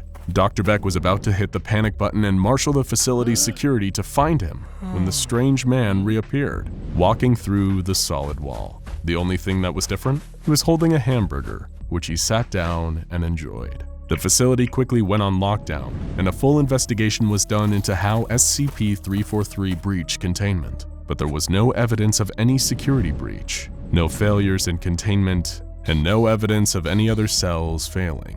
SCP-343 hadn't broken through the security, he had just ignored it, as if it wasn't there at all. When questioned about how he had gone on his hamburger run, he simply repeated his belief that he was God, in between bites of his fast food treat. This would be far from the only time strange things happened around SCP-343. SCP containment cells are as secure as they need to be, but even the least strict containment isn't known for its decor, which is why Dr. Beck was in for a surprise the next time he paid visit to SCP-343. The bare-bones cell now looked like a comfortable home, decorated in Old English fashions. The scientists assumed that SCP-343 had been making many more trips out of his cell to get accessories to feel more at home. But that didn't explain all the changes to the cell. No one could explain how he had installed a roaring fireplace in the containment cell, and everyone who entered could swear the cell looked many times bigger than any other cell in the facility. SCP-343 wasn't just breaking containment. He now seemed to be breaking the laws of physics in the facility. The rules of the SCP containment facility didn't seem to be a concern to SCP-343, but there was one thing he didn't seem to want to do: escape. After every sudden exit, he would always return to his personal cell and treat it as his home. When interviewed by staff members, he was polite but vague, and everyone seemed to enjoy talking to him. It was decided to keep him on site, not attempt to increase his security, but restrict access and keep his room guarded at all times to ensure only researchers with level 3 access and above were allowed to meet with him.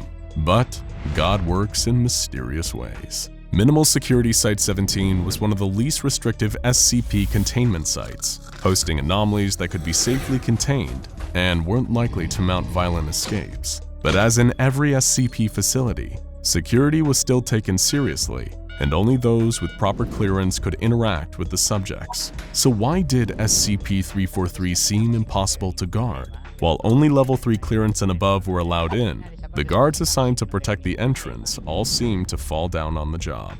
Security Officer James, who was supposed to be keeping people out of SCP-343's cell, had instead let in multiple visitors, in addition to dropping in several times himself. When questioned on why he had gone against orders and done so, he simply replied that 343 seemed lonely and was so happy every time he got company that it just seemed like the right thing to do. The security guard was reassigned and new ones were brought in, but history repeated itself. Guards were given stricter instructions to minimize exposure, but SCP-343's presence always seemed to influence them anyway. His containment cell was a revolving door, with staff members at the facility entering regularly for friendly conversations. Dr. Beck decided it was time to take matters into his own hands. He would meet with SCP-343 one-on-one and express how dangerous these security breaches were. He would try to convince the mysterious being that he needed to stop influencing the minds of the guards watching him, or the facility would have to look into new measures to contain him. Dr. Beck entered the containment cell and had a long conversation with SCP-343, and when he emerged, he had a big smile on his face, like he had just finished a reunion with an old friend. He gave the current guard a friendly clap on the back and told him not to worry so much about security. After all, nothing bad was gonna happen from letting people at the facility visit SCP-343, right? He wasn't dangerous in any way. He also said that security should bring him anything he requests so he would feel less need to leave his cell. Minimal Security Site-17 soon became a model SCP facility. with morale being the highest of any site, with most giving the credit to the presence of SCP-343. Employees generally make daily visits to his chamber, and he seems to have an encyclopedic knowledge of anything they want to talk about, including things he should have no way of knowing. Guards no longer quit their posts or break protocol, as their only real duty is to keep track of who meets with SCP-343, so they can be interviewed and debriefed after. Everyone's conversation is different, but they all report being in a better mood after leaving than when they came in. No further information is available on SCP-343's origins, the full extent of his powers, or whether he is telling the truth about being the god who created the universe. The site director rubbed his temples after hearing the researcher's explanation. So what you're telling me is that we have an uncontained, highly powerful SCP that has not only been breaking containment whenever it wants, but has managed to destroy all the files regarding the research on it. The researcher's answer was yes. However, the situation at Site-17 seemed to be stable, and they had come up with a plan that should help to maximize the positive effect SCP-343 has on the facility. They were even hypothesizing that staff from other sites and even certain anomalies could be pacified by 343's presence. The site director wasn't impressed though. He wanted the researcher to go back to the drawing board and redo the research. After all, if all the files were blank, how could they ever learn how to properly contain it? That's what the C in SCP stood for after all, containment. The researcher finally had to stand to the director though, and told them that it wasn't a good idea. That they had already tried everything to contain SCP-343, but that it wasn't that he broke containment. It was as if he didn't even acknowledge that an attempt had been made to contain him. He was omnipotent, aware of things he shouldn't, and able to do things that broke the laws of physics without breaking a sweat. There was no evidence that this was God, the creator of the universe as he claimed to be, but there also wasn't any evidence yet to conclusively prove he wasn't. The researcher's best guess was that this was a powerful reality bender whose abilities knew no limits, and that the only reason he was staying in the facility was because he wanted to, and doing anything to change that might cause him to change his benevolent ways. The director sighed. As much as he hated to admit it, his researcher was making good points. He wanted to meet SCP-343 personally, but did he need to know anything first? Well, sir, The researcher replied. he likes hamburgers, but beyond that, he'll take care of the rest. He's right there where we left him, in his home, waiting for his next guest. The SCP Foundation does their best to live up to their famous namesake. They secure and contain anomalies and monsters from all around the world, or sometimes even off-world, and protect the public from the dangers that these strange entities might pose. However, despite their efforts to maintain security and keep their subjects under lock and key, there are sometimes creatures so clever, so devious, and so determined to escape their captivity and wreak havoc on the world that even the SCP Foundation struggles to keep them from getting free. One example is SCP-035, or the Possessive Mask. SCP-035 is one of the most dangerous test subjects in SCP Foundation custody, and its mere presence at the Foundation has resulted in untold damage, death, and destruction. It seems innocent enough to the untrained eye. The mask, which resembles a classic white porcelain comedy mask, though it occasionally changes its expression to tragedy, has been in existence since at least the 1800s. In the late 19th century, the Foundation discovered the mask in a sealed crypt beneath an abandoned home in Venice. It is unknown how it got there, or how the Foundation knew to look for it. If there was ever an explanation for its discovery, it has long since been removed or redacted from the Foundation's archives. You're probably wondering, how can a simple mask leave multiple seasoned Foundation employees dead? Well, like everything at the SCP Foundation, this mask is not what it seems. There is a reason its classification is Keter, a designation that refers to an entity that's excessively difficult to contain, and it couples this difficulty with a pronounced hostility towards human life, and the ability to cause widespread destruction in the event of a containment breach. These are the qualities that the poor unfortunate souls assigned to guard SCP-035 would come to understand all too well. The Possessive Mask is a parasitic entity, constantly seeking out a host willing to put it on. Any human being in the mask's proximity experiences a sudden, unexplainable urge to put it on, and once they do, there's no going back. SCP Foundation research has determined that once a host has put on the mask, their brain waves are replaced with an alternative pattern, this one coming from the mask, rendering the host effectively brain dead. Once the host's brain function has been eliminated, the mask takes over, piloting their body and even speaking through them. However, the mask can only occupy a host for a small amount of time before the body begins to decay and decompose, eventually rotting away completely, leaving nothing but desiccated flesh and bones where there once was a person.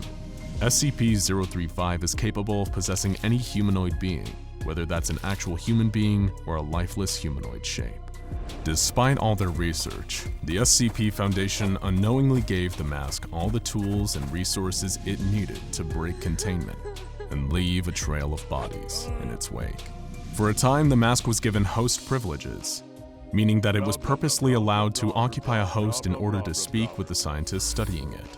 In order to avoid murky ethical issues, the host was usually something inanimate like a mannequin or a statue. These conditions, however unsettling, allowed the researchers to carry out interviews with the consciousness housed inside the mask, in the hope of beginning to understand it and its motivations.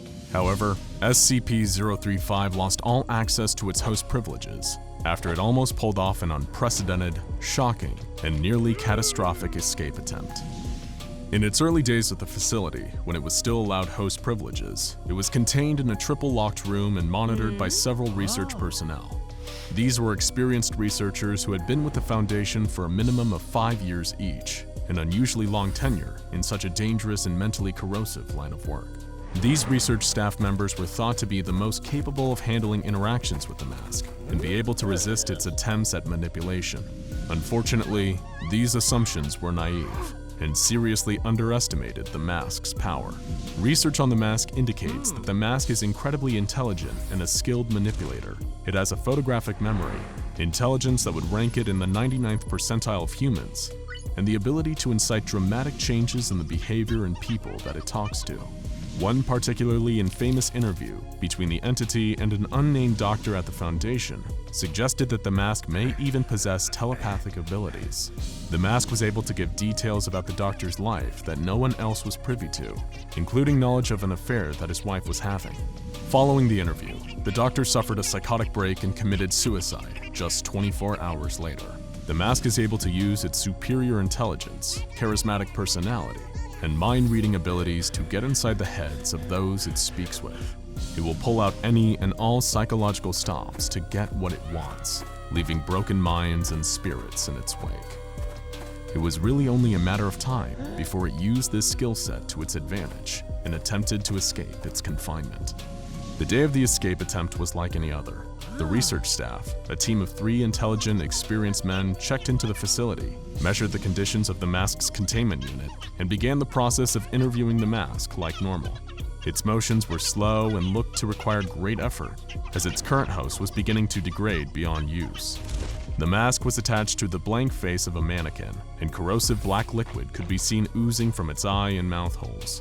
This liquid is excreted by the mask at a near constant rate, and it's thought to be at least partially responsible for the accelerated decay of the host bodies.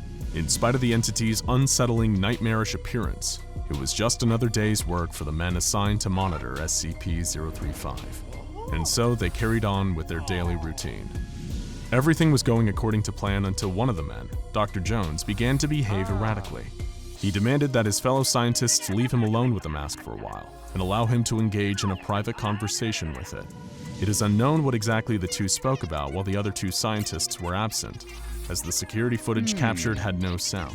However, several minutes into the conversation in the footage, Dr. Jones can be seen dissolving into a fit of tears, laying on the ground and shaking with sobs as the mask dispassionately watches.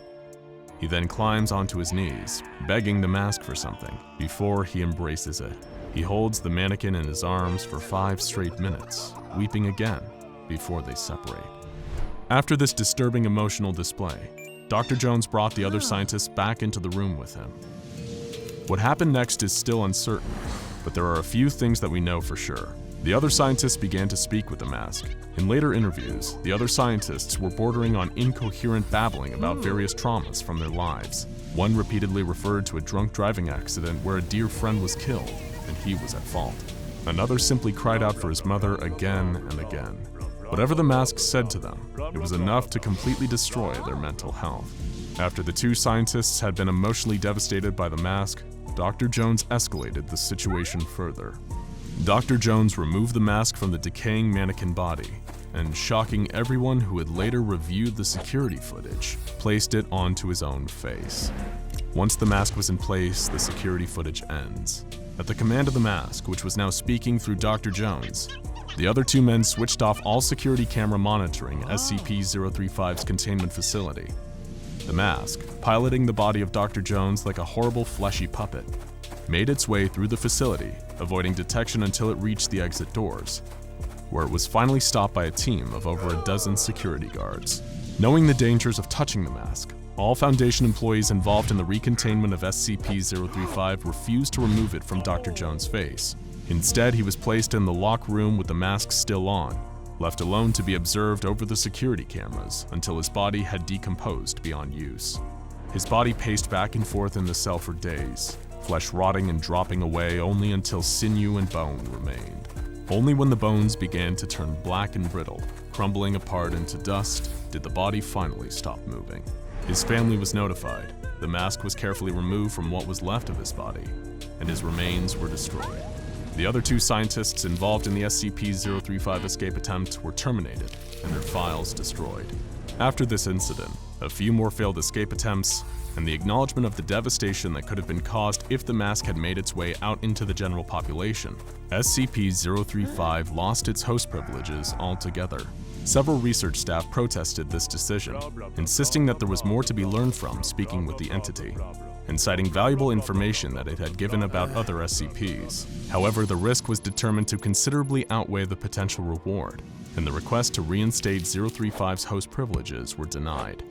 Several staff members went so far as to erupt into violent outbursts on 035's behalf, attacking their supervisors who refused to provide the mask with a new host, clawing at them with animalistic rage.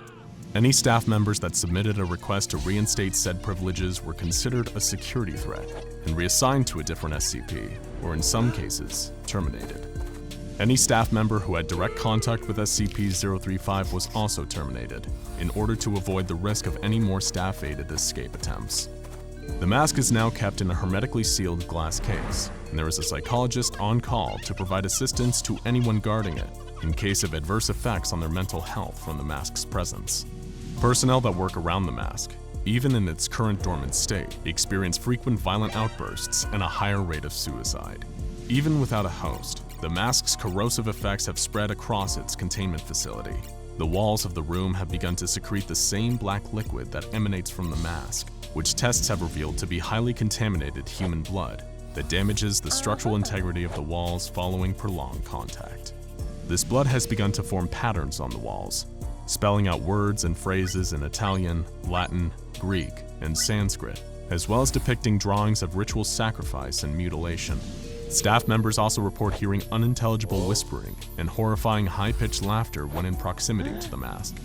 Further exposure to the mask results in migraines, hemorrhaging around the eyes, mouth, and nose, and an eventual psychotic break. Between the corrosive substance appearing on the walls and the physical and psychological damage to employees, SCP-035 is becoming increasingly difficult to contain, and there are debates among staff as to whether the entity can, in fact, be contained at all. As soon as possible, SCP-035 will be moved into a new containment facility, and its previous cell will be isolated from the rest of the Foundation's property and destroyed for the safety of all involved. We can only hope that the new containment procedures are more effective than the last ones, and that this mask never makes its way into the world again. If it does, who knows how many lives it will claim.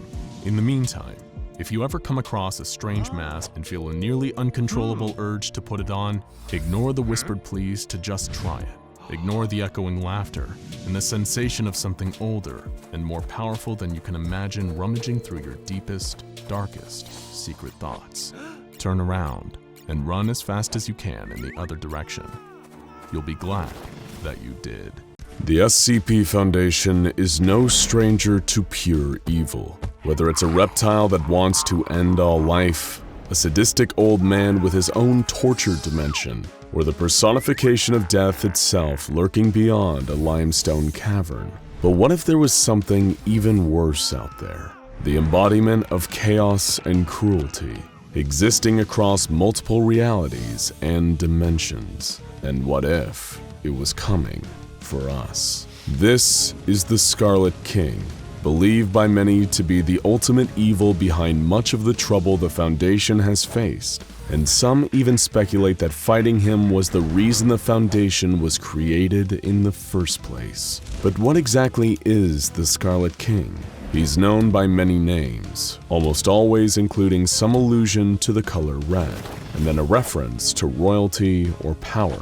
Harak, Kaharak, the Red Shah, the Crimson Khan, PTE 616 Mendez Ex Machina, the Laha Raja, and, of course, SCP-001, to name a few.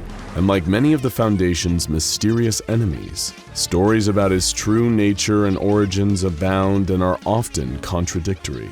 According to the official SCP-001 files of Tufto's proposal, symbology of the Scarlet King has existed in multiple cultures throughout history, with the king often depicted the same way, as a huge red demonic figure, often wearing a gold crown or other headdress indicating royalty. He shows up looking similarly within different cultures' mythologies, despite existing at different points in history or them not having the means to communicate with one another. A number of entities that the SCP Foundation is familiar with are believed to be somehow connected to the Scarlet King, including SCP-2317, a wooden door leading to the realm of a being known as the Devourer, who's expected to escape and cause an apocalyptic event in the next 30 years. But really, there's no way of knowing just how many SCPs are directly connected to the Scarlet King. Strangely, the Foundation's official file on the Scarlet King once designated his containment class as Keter, but that has since been downgraded to Safe. According to the file, any attempt to change this designation is likely to lead to horrifying results. It is widely known that the Scarlet King still has considerable influence over a number of groups, individuals, and anomalies in our universe. And if ever he made his way into our universe, it would likely lead to the irreversible damage of reality itself. So then why Safe? And why are the O5 Council so adamant that it remain that way? Getting to the bottom of this mystery is exactly why we're here today.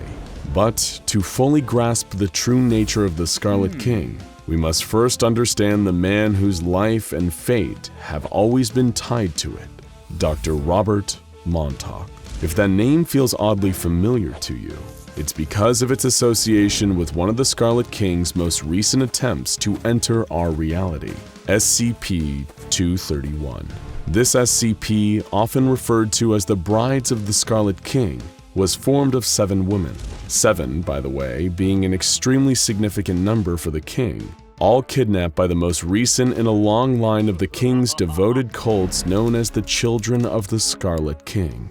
Each of these 7 unfortunate women were impregnated with anomalous horrors, such as the infamous SCP-682, and every time one of these horrors were birthed, a catastrophe occurred and the mother died. At the time, Dr. Montauk was a prominent researcher studying this anomaly, and as 6 catastrophes had already occurred, pressure was mounting to figure out a way to prevent the final birth. But as he was working on the issue, Dr. Montauk was struck with a personal tragedy, the mysterious disappearance of his 14-year-old brother Jacob. In his fear and anger, Montauk believed that this must have something to do with the Scarlet King and his disciples. Wanting revenge, Montauk proposed an idea so horrifying that the details were never made public. A procedure known as 110 Montauk, to be performed on the final bride at regular intervals. However, this wasn't the end of Dr. Montauk's fraught relationship with the Scarlet King. It was just the beginning. To give you some perspective on just how dangerous the Scarlet King is, the SCP Foundation and the Global Occult Coalition decided to put aside their differences and form a joint effort to stamp out the children of the Scarlet King. They were successful in this mission, and even managed to capture the children's leader, a mysterious man named Depeche Spivak. Dr. Montauk, who became the lead researcher on 231 and 2317, was naturally the first choice for interviewing Depeche about the true nature of the children and of the Scarlet King. Dr. Montauk could never be the impartial interviewer that the SCP Foundation wanted, though. The suspicion that the Scarlet King or the children had something to do with the loss of his younger brother still lingered just beneath the surface. Like a lot of cult leaders, Depeche was extremely cryptic in his answers to Dr. Montauk's questioning. He'd already heard of the doctor from the reputation of the horrifying Montauk procedure, and was surprised to see him so calm and courteous in person. A few key facts about the king and his cult were revealed in the first few rounds of questioning. The children had once worked with the Serpent's Hand before being excommunicated for their allegiance to the king, and they had stolen sacred texts from the mystical Wanderer's Library to assist in their summoning rituals. Depeche also revealed that the Scarlet King is bound by 3 laws: the law of blood, the law of concrete, and the law of howling. Dr. Montauk, confused and frustrated by Depeche's secrecy, had to learn more. He found an old memoir from a former member of the Children of the Scarlet King, Jack Hirsch, who had the ability to invade the minds of people from the past and experience what they experienced. He recounted a battle between the Scarlet King and his followers and a group of time-traveling Turkmen warriors from SCP-3838. Hurst saw both sides of the battle. From the perspective of the Children of the Scarlet King, their lord ruled over them from an immense fortress embedded in a volcano. From the perspective of the Turkmen, the children were starved and beaten peasants, commanded by the king's voice in the roaring howl of the wind. Montauk also found extensive records of summoning rituals performed by various Scarlet King-aligned cults. Interestingly, some of them incorporated the use of carved SCP Foundation symbols. What could this mean? Montauk returned again to Depeche, who finally gave him the truth about the law of blood. This is the law of the Scarlet King. It's defined by poverty, violence, starvation, hate, and most of all, fear. Like the serfs in the Middle Ages, persecuted by and subjected to violence from the nobles. To the Children of the Scarlet King, this sense of holy pain and awe is the only way to live. The alternative is the law of concrete, which means the modern age defined by empty safety and false comfort. Buildings, easy-to-access food, healthcare, knowledge, technology. This is everything that the Scarlet King despises. But the mystery only deepened as Montauk found files from a former Foundation operative by the name of Agent de Beauvoir. Montauk learned that the Scarlet King didn't seem to appear until after the Foundation was created. And in fact, it seemed that the greater interest the Foundation took in the Scarlet King, the more powerful he became. How could this be? Things were also getting stranger on a personal level for Dr. Montauk. Depeche repeatedly pressed him about his brother's disappearance and the Montauk procedure during the interviews. Little by little, it was beginning to take its toll. The questions still plagued him. What was the law of howling? Who or what really is the Scarlet King? How did he come to be? Montauk's search was causing him to act more like the Children of the Scarlet King, ranting about the horrors of the modern world, how all of us are living a lie, how the only honest way to live is suffering under the dominion of the Scarlet King. This philosophy is summed up in the words of one cultist named Ariadne Cartwright, who said, "We must learn what it is to die, to be enslaved, truly, brutally enslaved, with no compassion or compunction from our masters. We must learn what it is to be taken towards a single purpose, to know and truly understand our lack of agency. We must be beholden to the words of gods and darkness, the tempest-tossed refuse of a race of fools. We must kill modernity, postmodernity, with all its analysis and sneering observation. There is only one rule, the rule of chaos, for humanity, for life, for the Scarlet King."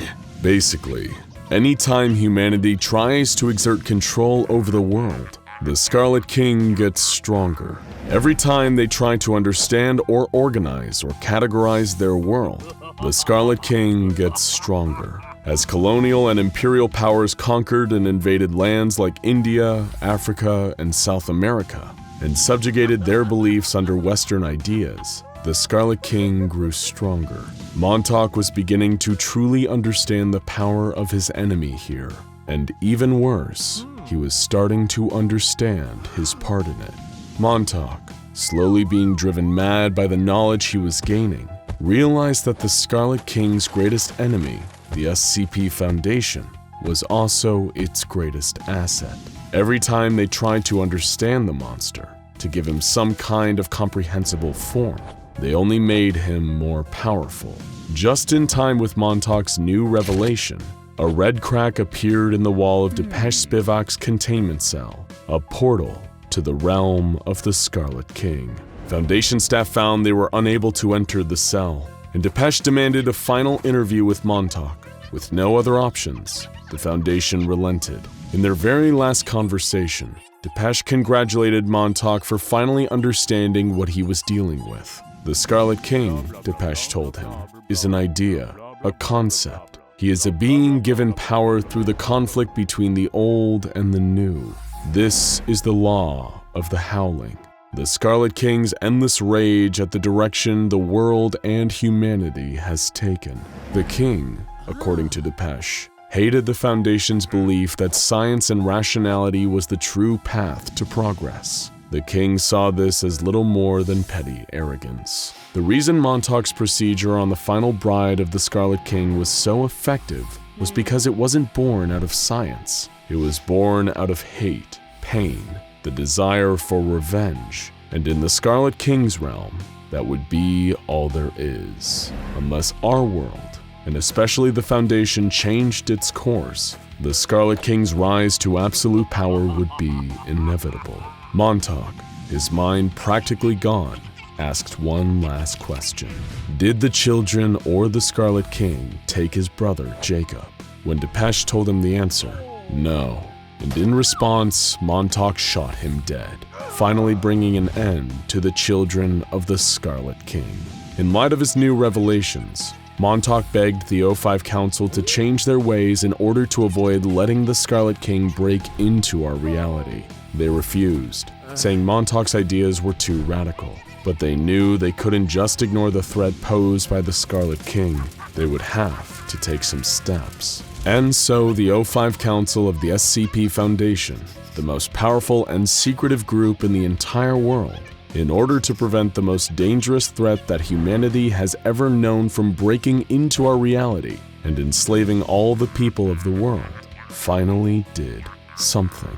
They changed the classification of the Scarlet King from Keter to Safe, and made its description on the official Foundation files deliberately vague.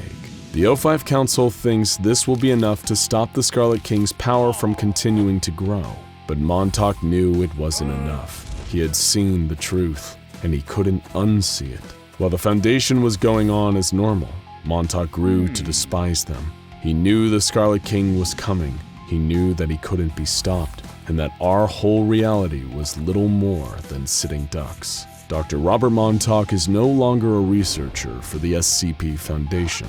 No, Dr. Robert Montauk chose a different path. He's now a child of the Scarlet King, a devotee of madness, hate, and chaos. You can't beat the Scarlet King after all, and as the old adage goes, if you can't beat him, join him. There are some things human beings aren't meant to know, and it's the sworn duty of the SCP Foundation to discover and contain such information. But sometimes knowledge is discovered that shakes even the Foundation itself to its very core. One such discovery occurred on April 28, 2016. That night, SCP-2935 made itself known to the Foundation personnel. To this day, the exact nature of SCP-2935 is a mystery that even the Foundation's brightest minds can't completely understand. Everything we know about SCP-2935 today comes from 3 doomed missions to the anomalous zone's interior. This is the story of those infamous expeditions. The nightmare began around 5 a.m. when SCP Foundation Site-81 in Bloomingdale, Indiana, intercepted a distorted radio signal. Communications personnel at the site traced this strange signal back to the unincorporated area of Joppa, Indiana, near U.S. Interstate 70. As is Foundation policy, a team of field agents were dispatched to the location in order to determine what they were dealing with. However, rather than finding anything that could logically produce such a signal, they instead discovered a long abandoned cemetery. The most recent death on any of the tombstones was recorded as being over 100 years ago, all the way back in 1908. On further investigation, the Foundation discovered an unmapped limestone cave opening beneath the cemetery, and when they sent a drone into the depths of the cave, it appeared to quickly exit out the other side of the cave. But something wasn't right. The area that the drone was observing appeared consistent with the landscape from which it entered, but now it looked somehow grayer. It lacked the color of life of the place it just come from. The grass was dead, there were no trees, no shrubs, no animals or birds in the sky. They weren't looking at our world, they were looking at a strange reflection of our world on the other side of the cave. In fact, it wasn't a cave at all, it was a passageway between two dimensions. It was SCP-2935. Just then, they were able to unscramble the distorted transmission they'd been receiving. It went as follows. This is an automated emergency broadcast from the SCP Foundation and your national government. One or more of our sites is experiencing a communication breakdown, likely due to a containment breach of unknown magnitude. All citizens are ordered to stay in their homes as containment teams work to secure the breach. This message will broadcast from April 20th, 2016 until… At that point, the message would cut and repeat, as it had for 8 straight days. The message source? Site 81, but not this Site 81. The SCP Foundation was receiving an emergency distress signal from themselves in another dimension, a bizarre event that even the Foundation had never experienced before. Field agents were terrified by the implications of what they just heard and contacted Site 81 Command to request additional units. The Foundation wished to fully understand this anomaly as quickly as possible due to the potential threat it could pose toward the Foundation, so they dispatched Mobile Task Force Epsilon 13, codenamed Manifest Destiny, to perform the first of 3 manned missions into the heart of the anomalous zone. The first exploratory mission into SCP-2935 was codenamed Gauntlet and consisted of a 4-man team fitted with full hazmat suits and direct video and audio links to Mission Command. The team was led by a field operative known only as Agent Juno. His subordinates were Agents Kale, Devon, and Underwood. Their directive was to gather samples and survey the area positioned directly around the insertion point, meaning the other cave mouth of SCP-2935. The mission only lasted about an hour, but what they saw in there would stay with these men for the rest of their lives. After a 15-minute trek through the cave, Manifest Destiny arrived in the mirror dimension, where they were struck by the eerie silence of a place that seemed identical and yet so different from their home dimension. The first observation they made was the total absence of all living vegetation. Trees, grass, weeds, everything, it was all dead. On orders from their superiors back in the original dimension, that we'll refer to from here on as Dimension Prime, Manifest Destiny headed deeper into the mirror dimension of SCP-2935. They traveled 2 kilometers without detecting a single sign of plant or animal life,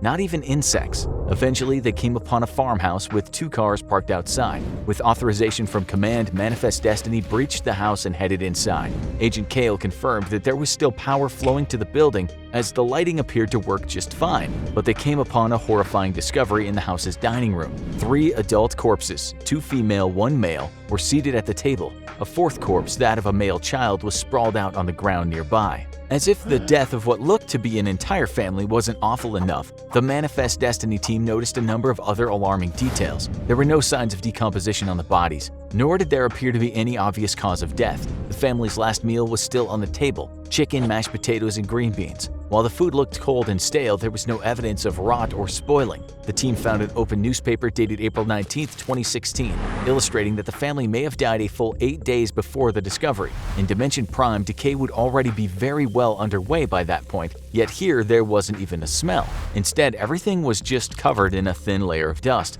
Command requested that Manifest Destiny collect samples of the food as well as hair, skin, and fluids from the corpses for further study. Small electronics like smartphones were also taken from the bodies. Agent Devon turned on the television in the living room and found that while most stations were now running test signals, the shopping channel was still live. Well, the feed was live at least. Both hosts sat in front of the cameras dead, but perfectly preserved. The date on the screen read April 28, 2016. Suggesting that the times of Dimension Prime and Mirror Dimension were exactly the same. In fact, everything seemed the same, the only difference between the 2 dimensions being that some kind of mysterious apocalyptic event had occurred in the last 8 days in SCP-2935's mirror dimension, but exactly what had happened or how remained a mystery. When Manifest Destiny exited the farmhouse, they once again remarked on the lack of all signs of life around them. At this point, the team returned to the insertion point of SCP-2935, but were instructed to remain in the mirror dimension while additional units joined them inside.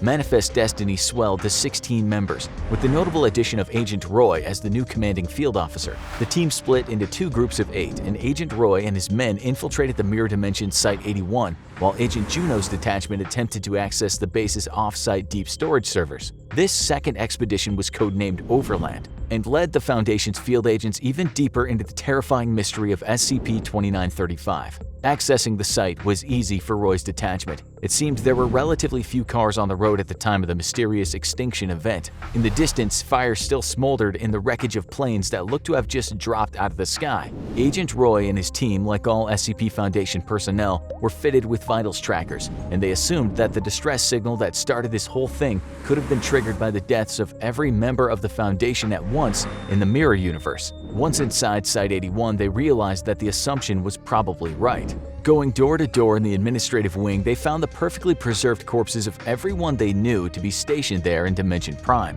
People who were without a doubt still alive in their universe. Samples from the corpses that the Foundation would later study even confirmed the reason that the bodies were perfectly preserved. The corpses had experienced complete and sudden death on a cellular level, and even the bacteria that would typically take part in the decomposition process had died with it. In SCP-2935, death was total and absolute, across all types of life forms. As Agent Roy's team ventured further into the bowels of Site-81, they made another unsettling discovery. Their own corpses, in roughly the same spots they'd been inside Dimension Prime's Site-81 8 days prior. Some of the Foundation's top scientists, including the esteemed Dr. Bright, were also found dead inside the facility. In an attempt to see just how far this unexplained phenomenon stretched, Agent Roy's team decided to inspect the containment cells, where they found that all the Mirror Universe's SCPs, including SCP-2996, were dead.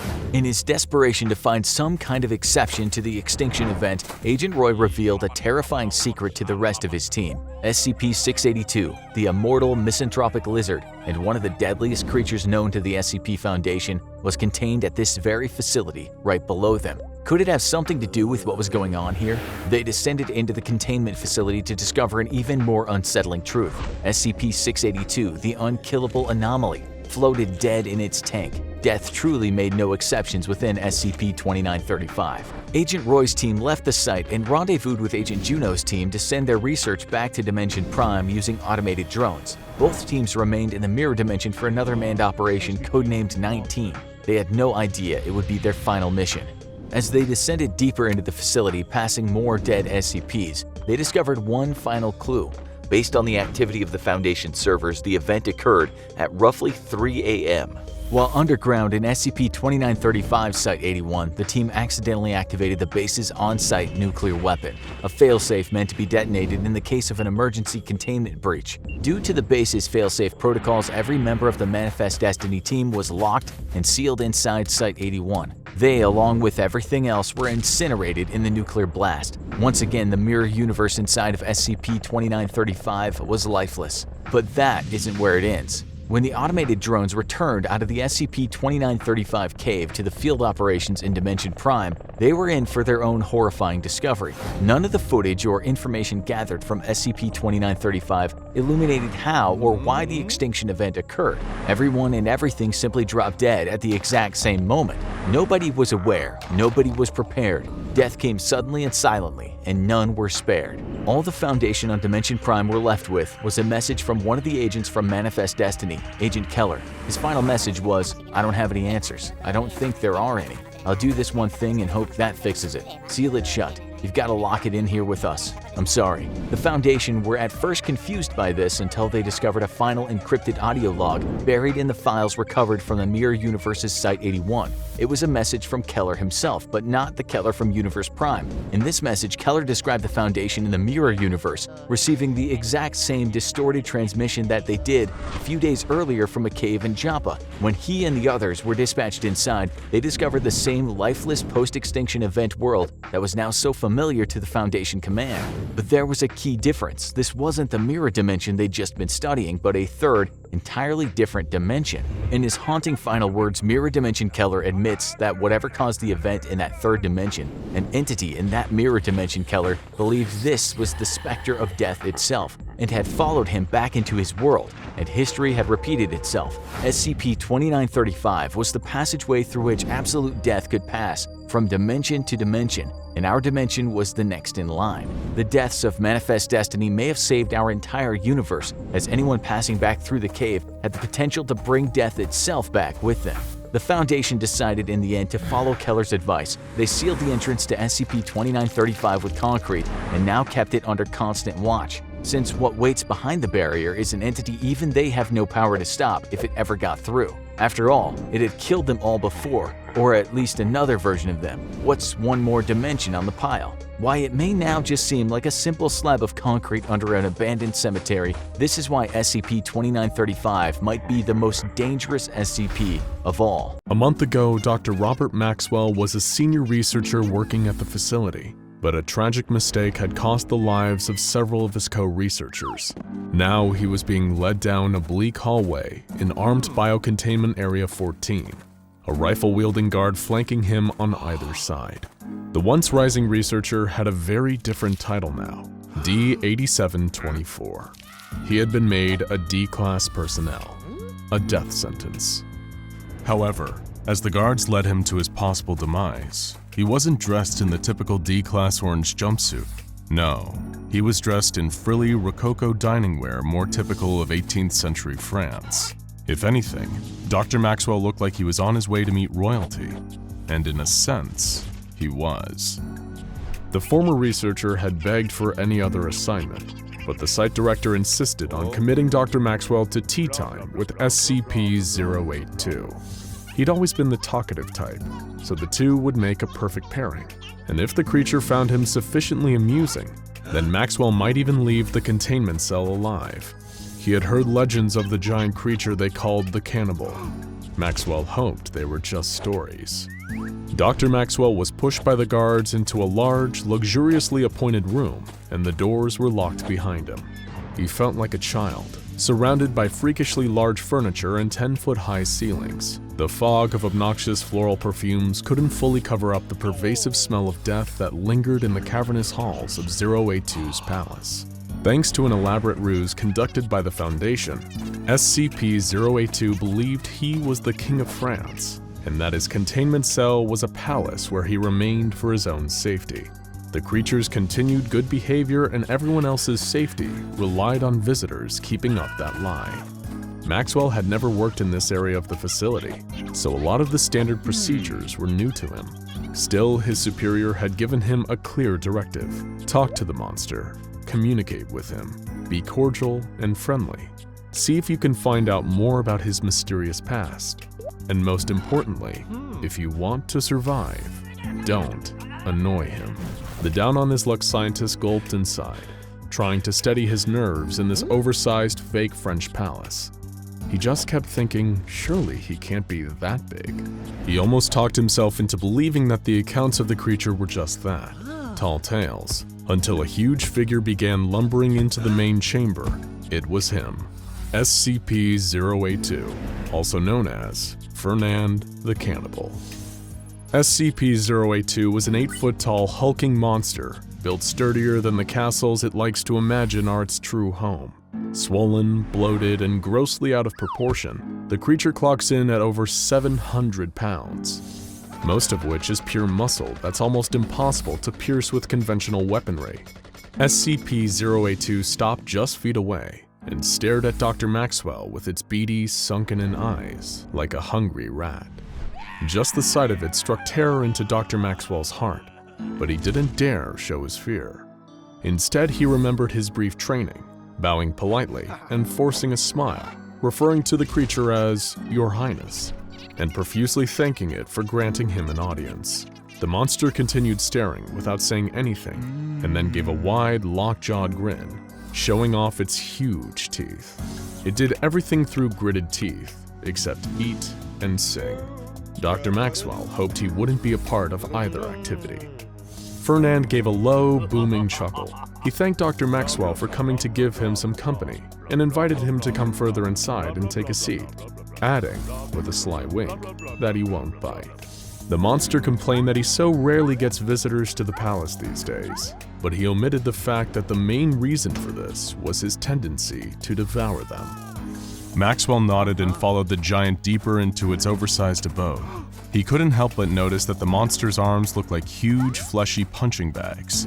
He knew that if Fernand wanted to, he could easily crush him flat, just like he'd done to so many unfortunate guards during containment breaches. Fernand told Dr. Maxwell that he was thinking of having some decorating work done. The walls of his palace were starting to look awfully drab, and he gestured to one covered with a rusty red streak. Maxwell remembered that D-class cleaners were sent into the containment cell twice a month to tidy any of Fernand's messes, but they often ended up becoming one of the messes themselves. The creature encouraged Maxwell to take a seat at his oversized dining table, while he tended to a pot of what he said was full of delicious onion soup. Maxwell obliged his host's request and took a seat at a huge chair that made him look like a 6-year-old sitting at the grown-ups table. Meanwhile, Fernand was using a huge machete-like knife to cleave onions in half for his bubbling pot of stew. Even though Fernand had shown no signs of outward aggression, as he watched the cannibal hack away at onions with his enormous knife, Maxwell could feel himself beginning to sweat. After all, they didn't call this creature the cannibal for nothing. This was a monster with a truly horrifying body count. During previous containment breaches, it had taken enough tranquilizer to put down 2 elephants to subdue the creature, but not before multiple agents quite literally lost their heads in the process. Fernand was able to bite them off with one huge chomp like he was eating a drumstick, snapping right through the bone with his incredible tooth and jaw strength. Surprisingly, when he wasn't on a violent rampage, Foundation researchers had found SCP-082 to be unusually polite and forthcoming, offering the researchers plenty of information about himself and his past. The only problem was that almost everything the creature said was a complete lie. From his time as a researcher, Maxwell knew that there were only a few details about the creature that could be ascertained for certain. SCP-082 would reliably answer to the name Fernand, and genetically, Fernand was technically human. The means by which Fernand became so grotesquely huge, strong, and cannibalistic are still unknown. Foundation personnel are still looking into whether it's due to some kind of anomalous genetic mutation, or by more supernatural means. All we know is that he's big, unpredictable, and extremely dangerous. Dr. Robert Maxwell sat terrified at the dining table of SCP-082, listening to Fernand's slightly dull blade chop through the final onion, which he then tossed into the boiling soup. Fernand had switched the topic of conversation to one of his favorite fictional characters, Hannibal Lecter. Of course, Hannibal the Cannibal isn't quite so fictional to Fernand. While he's been shown to be extremely intelligent in terms of puzzle solving and memory, he seems to have no understanding of the distinctions between fiction and reality. He assumes all movies and TV shows are a form of documentary or reality television. And ever since seeing The Silence of the Lambs, Fernand has been eager to meet with Dr. Lecter, which he emphasized to Maxwell over and over. Since trying to explain the concept of fiction to Fernand had never previously worked, Maxwell simply told him that Dr. Lecter is extremely busy at the moment, but will visit whenever he gets a chance. This seemed to satisfy Fernand, who placed 2 large bowls of steaming soup on the table before sitting down a little too close to Maxwell. He couldn't help but notice that the giant cannibal was now sitting within biting distance, and as a lowly D-class, nobody would be rushing in to save him if things went south. Fernand began ranting through his clenched teeth once more, occasionally stopping to consume a hefty spoonful of onion soup. Maxwell was sure to do the same, not wanting to seem anything less than polite. But soon the tenor of Fernand's rant began to shift. Typically the monster spoke French or heavily accented English. Now he was affecting the accent of a Victorian gentleman, peppering his speech with tally-ho and the game is afoot. Maxwell was confused at first, but quickly realized the game Fernand was playing. It's well known that Fernand is a pathological liar who likes to play numerous characters, changing his mannerisms and clothes accordingly. These personas have included a vampire, Big Bird, Andre the Giant, Foundation researcher Dr. Bright, the Incredible Hulk, Alexander the Great, Captain Hook, Dr. Frankenstein, and Frankenstein's monster. And, of course, in this case, the iconic fictional detective, Sherlock Holmes. Fearing for his life in this strange situation, Dr. Maxwell did the only thing he could: play along. As Fernand reeled off his Holmesian delusions, Maxwell began to play the role of Dr. John Watson, asking follow-up questions and complimenting Fernand's impeccable deductive reasoning. And it seemed to be working. Fernand played along too, acting as though the two of them really were Arthur Conan Doyle's crime-fighting duo. Towards the end of their game, Dr. Maxwell was even starting to enjoy it, amazed that his quick thinking was actually keeping him safe. But just then, the cannibal froze, as if in a trance. He locked eyes with Dr. Maxwell, like a mad dog that you can't tell if it's going to bite you or not. He saw the creature's gargantuan teeth separating, its huge jaws stretching open. This could surely only mean one thing. Dr. Maxwell winced and prepared for death, cursing that all of his quick thinking had amounted to nothing. Fernand leaned towards him, his gaping maw with its hot onion-scented breath just inches away from Maxwell. And then, he began to sing. The cannibal broke into a raucous Victorian pub song, happy and jovial. In his moment of terror, Dr. Maxwell had forgotten that this was the other reason SCP-082 opens his nightmarish jaws. Relief washed over him, as he knew he was safe, at least for the moment. Not long after, Foundation guards arrived and escorted him from the cell, leaving the delusional giant to his own devices back in the so-called palace. The former researcher had done it. He had bested Fernand the Cannibal, and hopefully it would be the last time he'd ever be face to face with that deranged giant. Unfortunately for Dr. Robert Maxwell, in a performance review later that week, one of his superiors remarked that Fernand enjoyed his company and he had done a great job.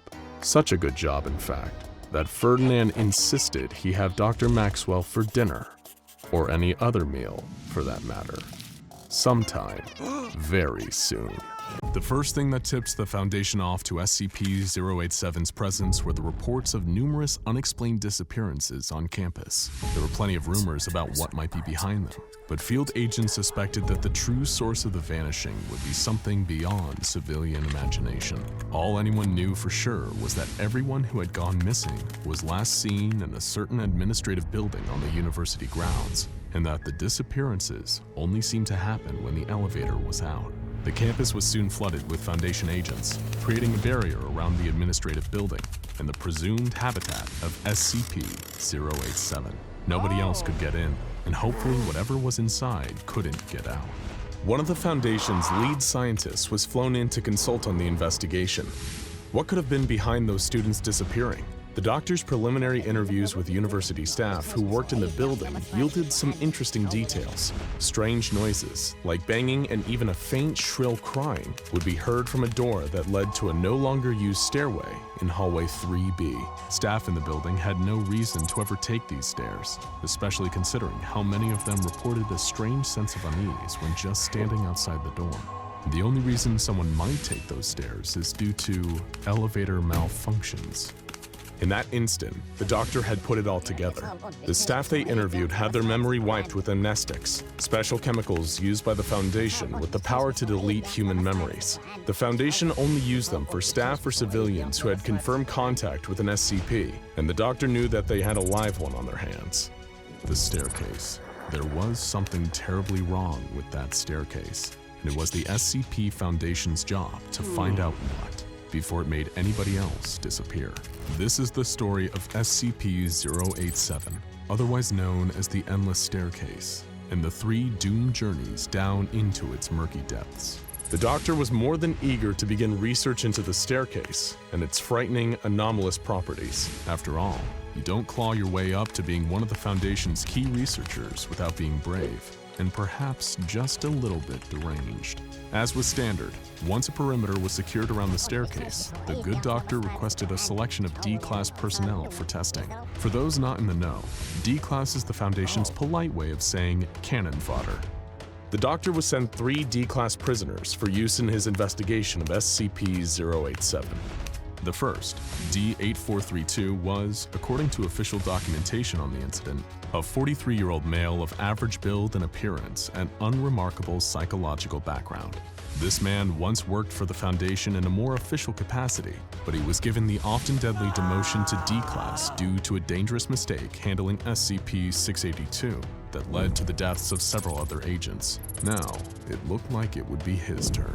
The doctor explained his mission to him: explore the staircase, gather data, help us find out exactly what we're dealing with here. If you come back alive, there may even be a promotion in it for you. And with that promise, D8432 was given his loadout, a 75-watt flood lamp with battery power capable of lasting 24 hours, an audio headset, and a handheld camcorder fitted with a transmission stream, and an audio headset that would allow him to communicate with Dr. Bright. D8432 was then pushed through the door in hallway 3B and out onto the staircase. According to declassified Foundation files describing the staircase, SCP-087 is an unlit platform staircase. Stairs descend on a 38-degree angle for 13 steps before reaching a semicircular platform of approximately 3 meters in diameter. Descent direction rotates 180 degrees at each platform. The design of SCP-087 limits subjects to a visual range of approximately 1.5 flights. But in D8432's mind, unlit really didn't seem like the right word. He would have chosen all-consuming darkness. Despite carrying a powerful 75-watt lamp, D8432 was only capable of partially lighting the platform he was standing on, and the illumination only stretched down 9 of the 13 steps to the next platform. When D8432 observed how little help his lamp was giving him, he was instructed to shine it out of the doorway into hallway 3B. When he did so, the light seemed to shine far further than it ever could in SCP-087. Already, the beginning of the anomalous activity was obvious. Everywhere else, darkness is just the absence of light. In SCP-087, darkness eats light. It was like a tangible black mass that only a certain amount of light could survive, while the rest just wouldn't show. D8432 swallowed hard over a lump in his throat. The door to hallway 3B was closed behind him, and he was ordered to descend. Surviving to see that promotion was feeling unlikely, but it's not like he had a choice. If he tried to escape SCP-087 before he was permitted, he'd be shot by SCP Foundation field agents on the spot. So he followed the high-ranking doctor's orders and began to descend the steps to the next platform. Nothing about the physical makeup of the staircase itself seemed abnormal. The base and walls were a very plain, dull concrete with a metal handrail. The only thing that seemed unique about it so far was the strange light-bending properties. That was, until he reached the second platform down and he heard it, a soft, echoing cry. A child's cry. It was shrieks of panic, or maybe even pain, echoing up from below. He was asked why he had stopped, and he explained the crying sound he'd been hearing. It sounded like it was coming from far down the stairs, maybe 200 meters below him. He could just make out the words "please," "help," and "down here" coming from the darkness. But the team outside the stairwell couldn't hear anything, so they asked him to descend further. Another platform down, and they could hear it too, the unmistakable cries of a terrified child. Please, help, and down here. D8432 was ordered to keep going, and only stop if he noticed changes to the visual environment or in the sounds he was hearing. D8432, knowing his life was on the line, had to keep going, and descended another 20 flights of stairs before stopping to remark that the sounds of the child hadn't gotten any closer. They still sounded just as far away as when he'd first heard them. He was told his observations were noted and pressured to continue. Within half an hour, D8432 had descended a full 50 floors, with no sign of a bottom in sight. Somehow, the volume of the child's crying had remained consistent throughout, as if it was moving away from D8432 at the same rate he was descending. At this point, D8432 reported that he was feeling uneasy. The doctor said that this was understandable, given the circumstances. He'd been watching what little there was to see over a live video feed the entire time, and something about the truly bottomless nature of the staircase and the ever-elusive crying was undeniably eerie. But things were about to really take a turn for the worst. As D8432 stepped forward towards the next set of stairs, he froze. There was something on the platform below him, barely illuminated by the light of his 75-watt bulb. It was a face, vaguely human in size and shape, but with a few terrifying differences. It had grayish skin, and no mouth, nostrils, or pupils. And yet, D8432 could feel that this thing was making eye contact with him. He couldn't move, trapped in the thing's piercing gaze. In an instant, the face jerked forwards, suddenly only about a foot away from D432's face, eyes staring into its own. D8432 screamed and ran, scaling all 50 flights in an astonishing 18 minutes before charging out into hallway 3B. There, he collapsed from the exhaustion and the fear of what he'd just seen. Upon reviewing the footage, the strange face was designated SCP-087-1. Fascinating. It was time for a second experiment. The doctor just had to know more. The second test subject was D9035, a 28-year-old male with a history of aggravated assaults against women. He was given the same loadout as his predecessors, except this time with an even more powerful 100-watt bulb. He was also given 100 small LED lights that had adhesive backs and a battery life of approximately 3 weeks, with which they intended to permanently illuminate SCP-087. However, despite the extra wattage of his bulb, he still couldn't illuminate beyond the 9th step. SCP-087 wouldn't allow it. Having no ideas of the horrors that lurked below him, he descended on the doctor's orders and began fixing the LEDs to the walls of each platform he passed. The LED always illuminated the landing, but the light couldn't pass the first step on either side. The flights of stairs themselves would remain in perpetual darkness. After the second flight, D9035 noticed the same crying D8432 had heard and became uneasy. Just like before, as D9035 descended, the volume of the crying didn't seem to increase, as if for every step he descended, the source of the crying descended 1 too, keeping them at a constant 200 meters apart. Still, he was ordered to continue his descent and the placing of LEDs even as his paranoia grew. When he reached the 51st floor, he observed damage to the wall and steps. Sections appeared to have been smashed to rubble by an extreme force. As he descended past the broken step, he only felt his fear, anxiety, and paranoia grow. The doctor made note of the fact that SCP-087 seemed to cause instances of anxiety and terror in its occupants, even before they encountered SCP-087-1. As D9035 reached Platform 89, a full 350 meters under the initial platform, he stopped dead in his tracks and saw something staring up at him from the platform below. That same terrible gray face with those dead white eyes.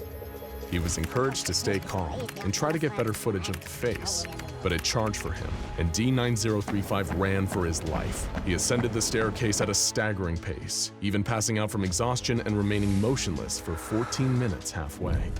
When D9035 finally gathered the strength to get up, he scrambled back to hallway 3B and fell into a state of catatonia. He remains unresponsive to all external stimuli to this day, just staring off into the distance with a haunted expression, almost like he's still there in the hallway.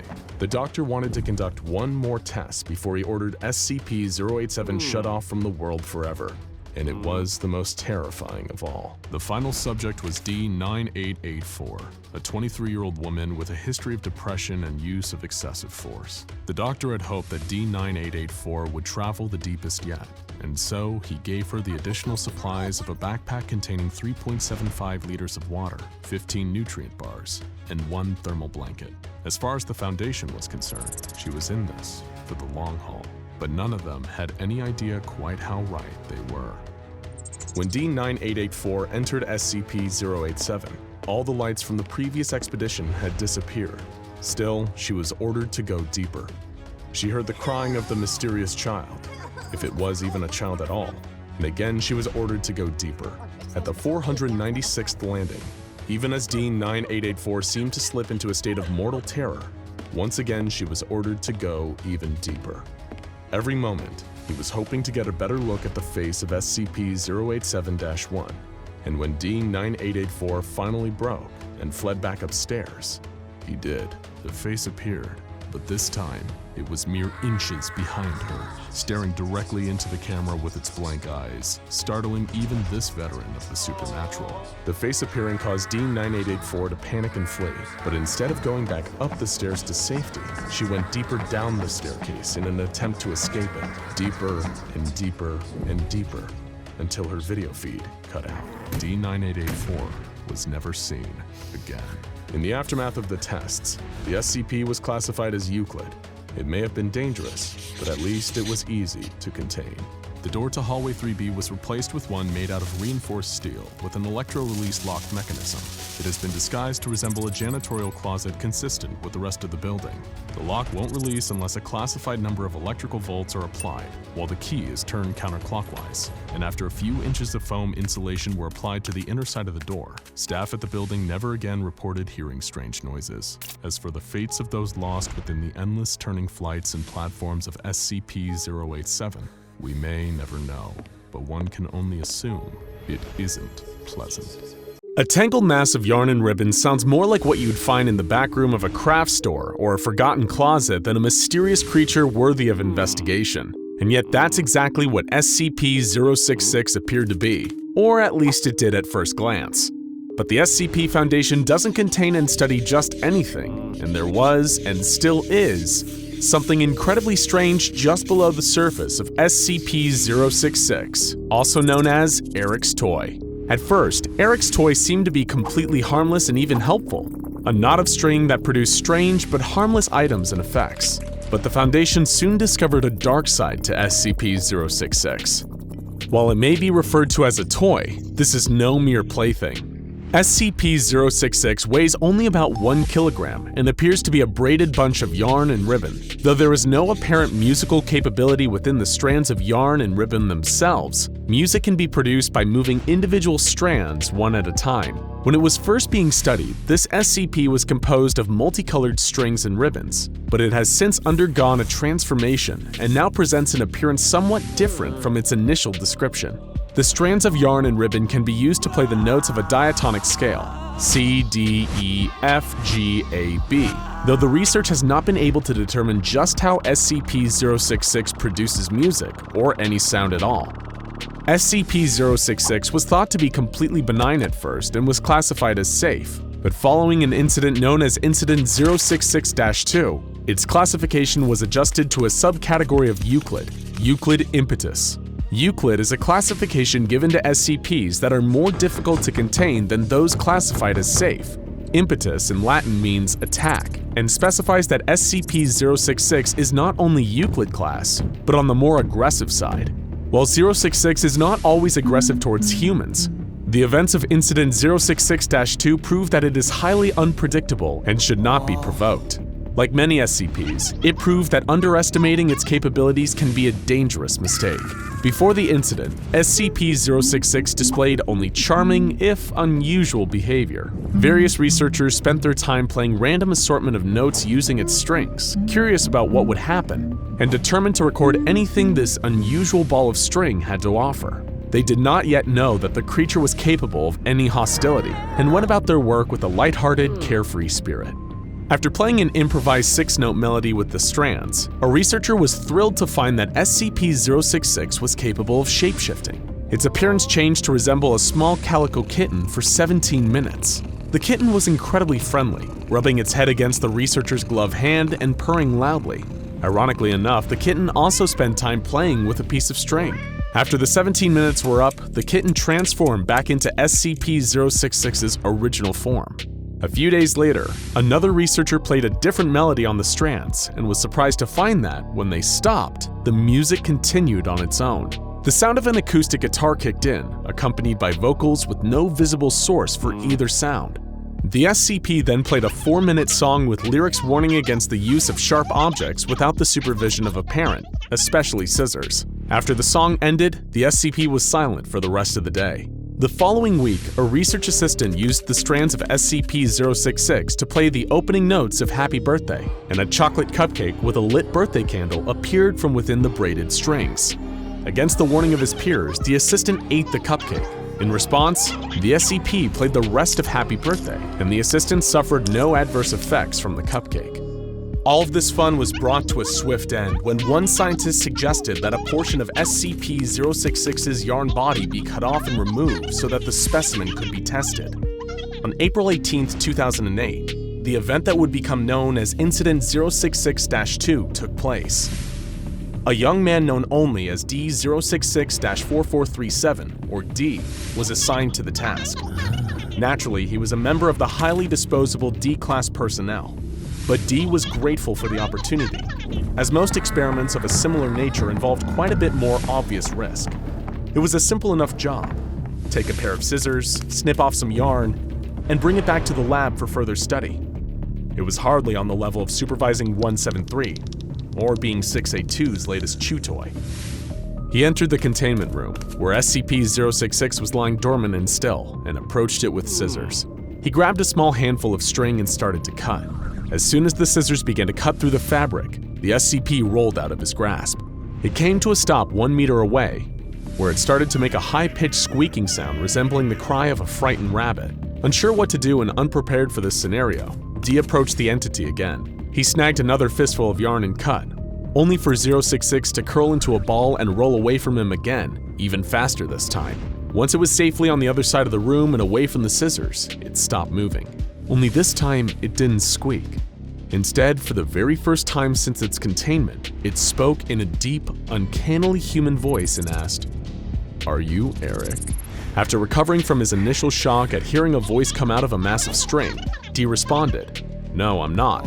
This answer set something off in SCP-066, and its form began to shift and change.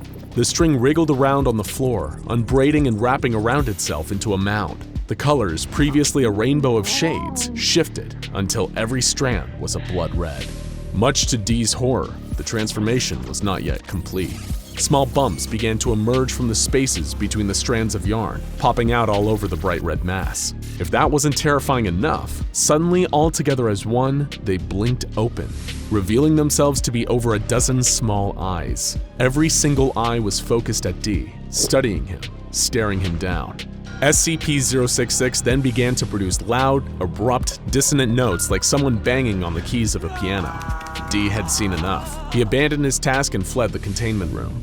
After this failed attempt to extract a sample, SCP-066's behavior and its treatment of personnel who interacted with it began to change dramatically. Before the incident, the SCP was largely dormant, only becoming active if a melody was played using its strands. Following the incident and its change of form, 066 began to move on its own. Long strands of its yarn body would move like tentacles, writhing and wriggling around at high speed. It no longer needed human interaction in order to produce sound or to produce any other effects. At the sight of any human, regardless of the human's behavior, the SCP would begin to react with sound and effect within 6 seconds. The first of these effects was noted by a research assistant who entered the SCP's containment facility a week after the incident with D. As she approached 066 to take notes about its current state and its new ability to move, a bee appeared out of nowhere. It stung the assistant and flew away before it could be captured. Weeks later, a team of 11 personnel were monitoring the SCP when it suddenly burst into a rendition of Beethoven's Second Symphony. It produced this music at a volume of over 140 decibels, permanently deafening 3 of the personnel and causing permanent hearing damage in the other 8. It was theorized that the SCP did this as an act of retribution for its perceived mistreatment. These personnel refused to work with SCP-066 again. When a new team was assigned to monitor the entity, everything seemed to be going well at first. It was moving around, flailing its tentacles of yarn at nothing in particular, and staring at the personnel with its many eyes, but otherwise was on its best behavior. Then, suddenly, every light in the room went dark, and there was a complete loss of visibility. The lights were unable to be turned on for 5 hours, and any attempt at an alternate light source, such as a flashlight, was unsuccessful. It was as if the darkness in the room swallowed any and all light right up.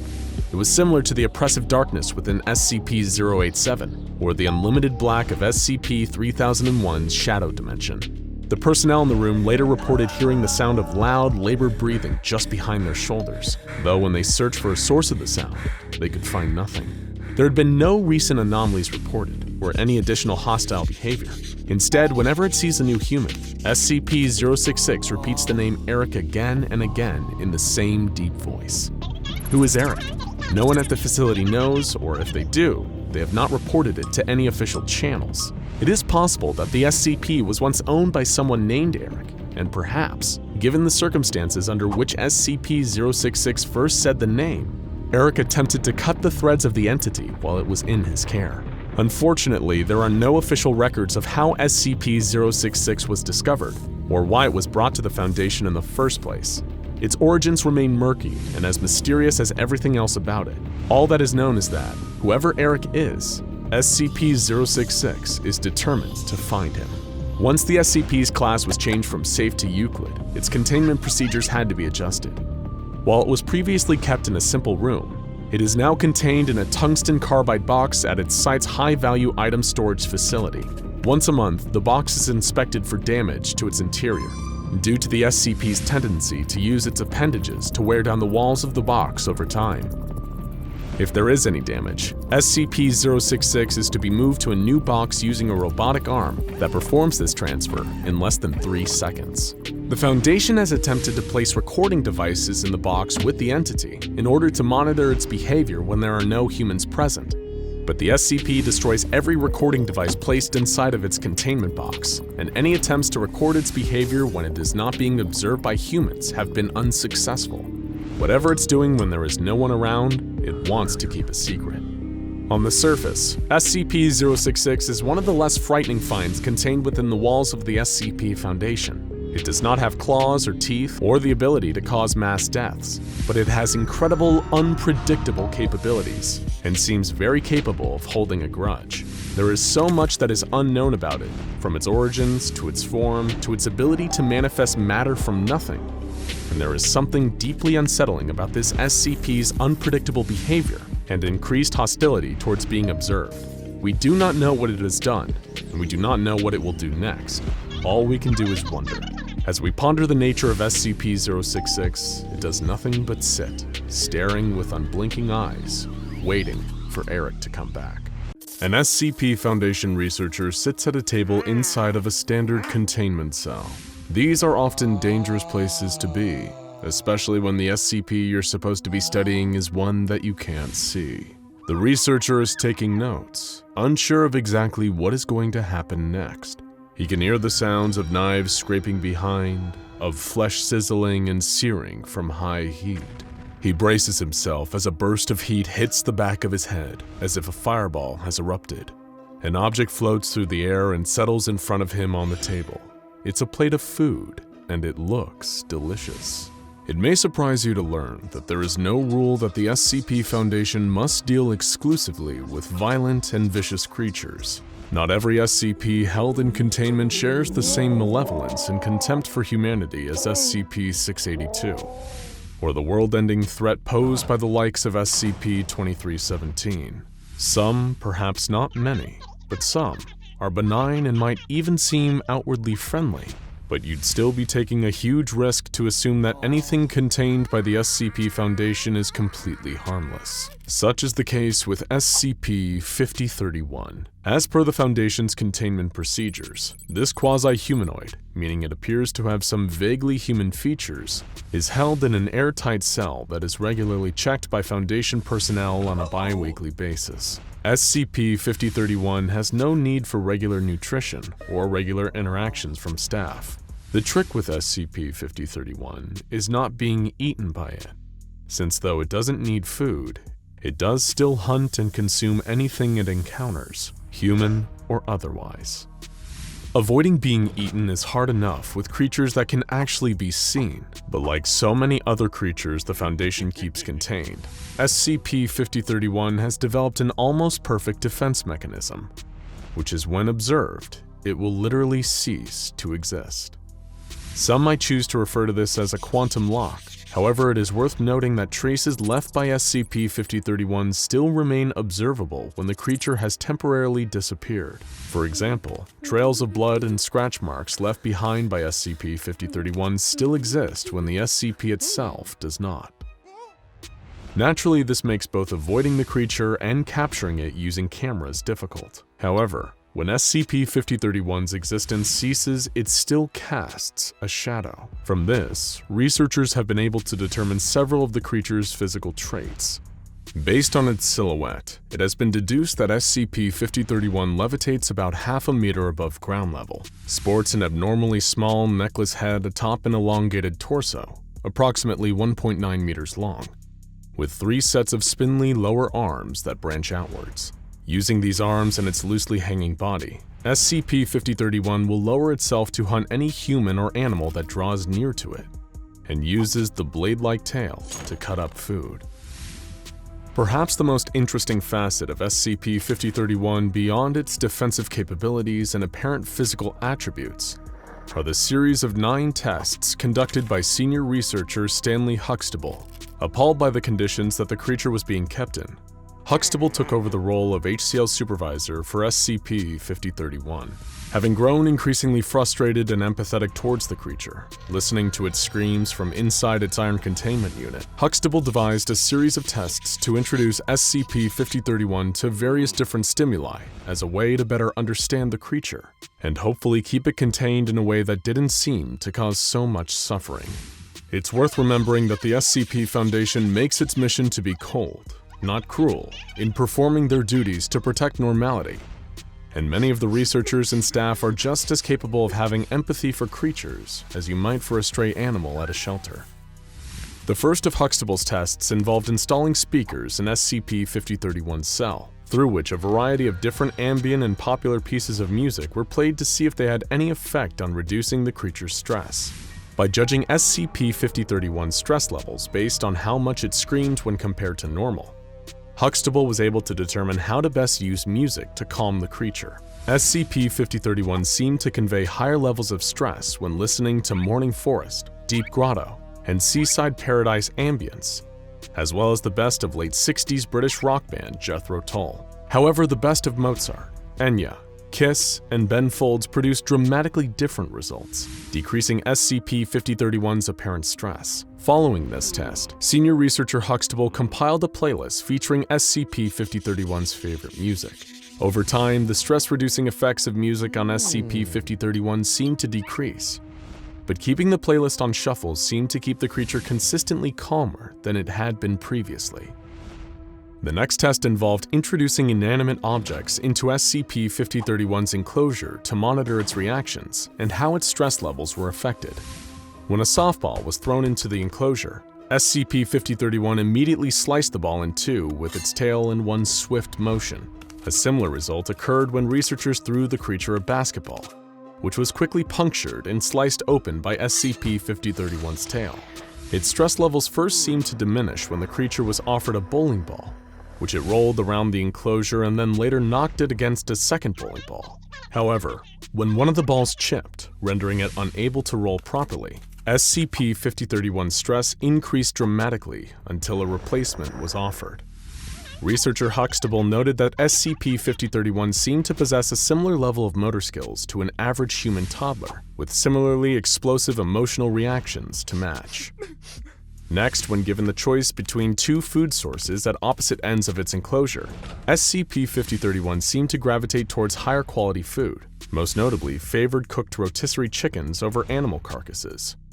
It even chose this option over a live chicken, using its tail to cut its food into more manageable bite-sized portions, rather than ripping its meat with its hands or teeth like many of its fellow SCPs. Researcher Huxtable recorded these findings and highlighted that, even though SCP-5031 didn't need to eat in order to survive, providing the creature with food of a better quality marginally reduced its stress.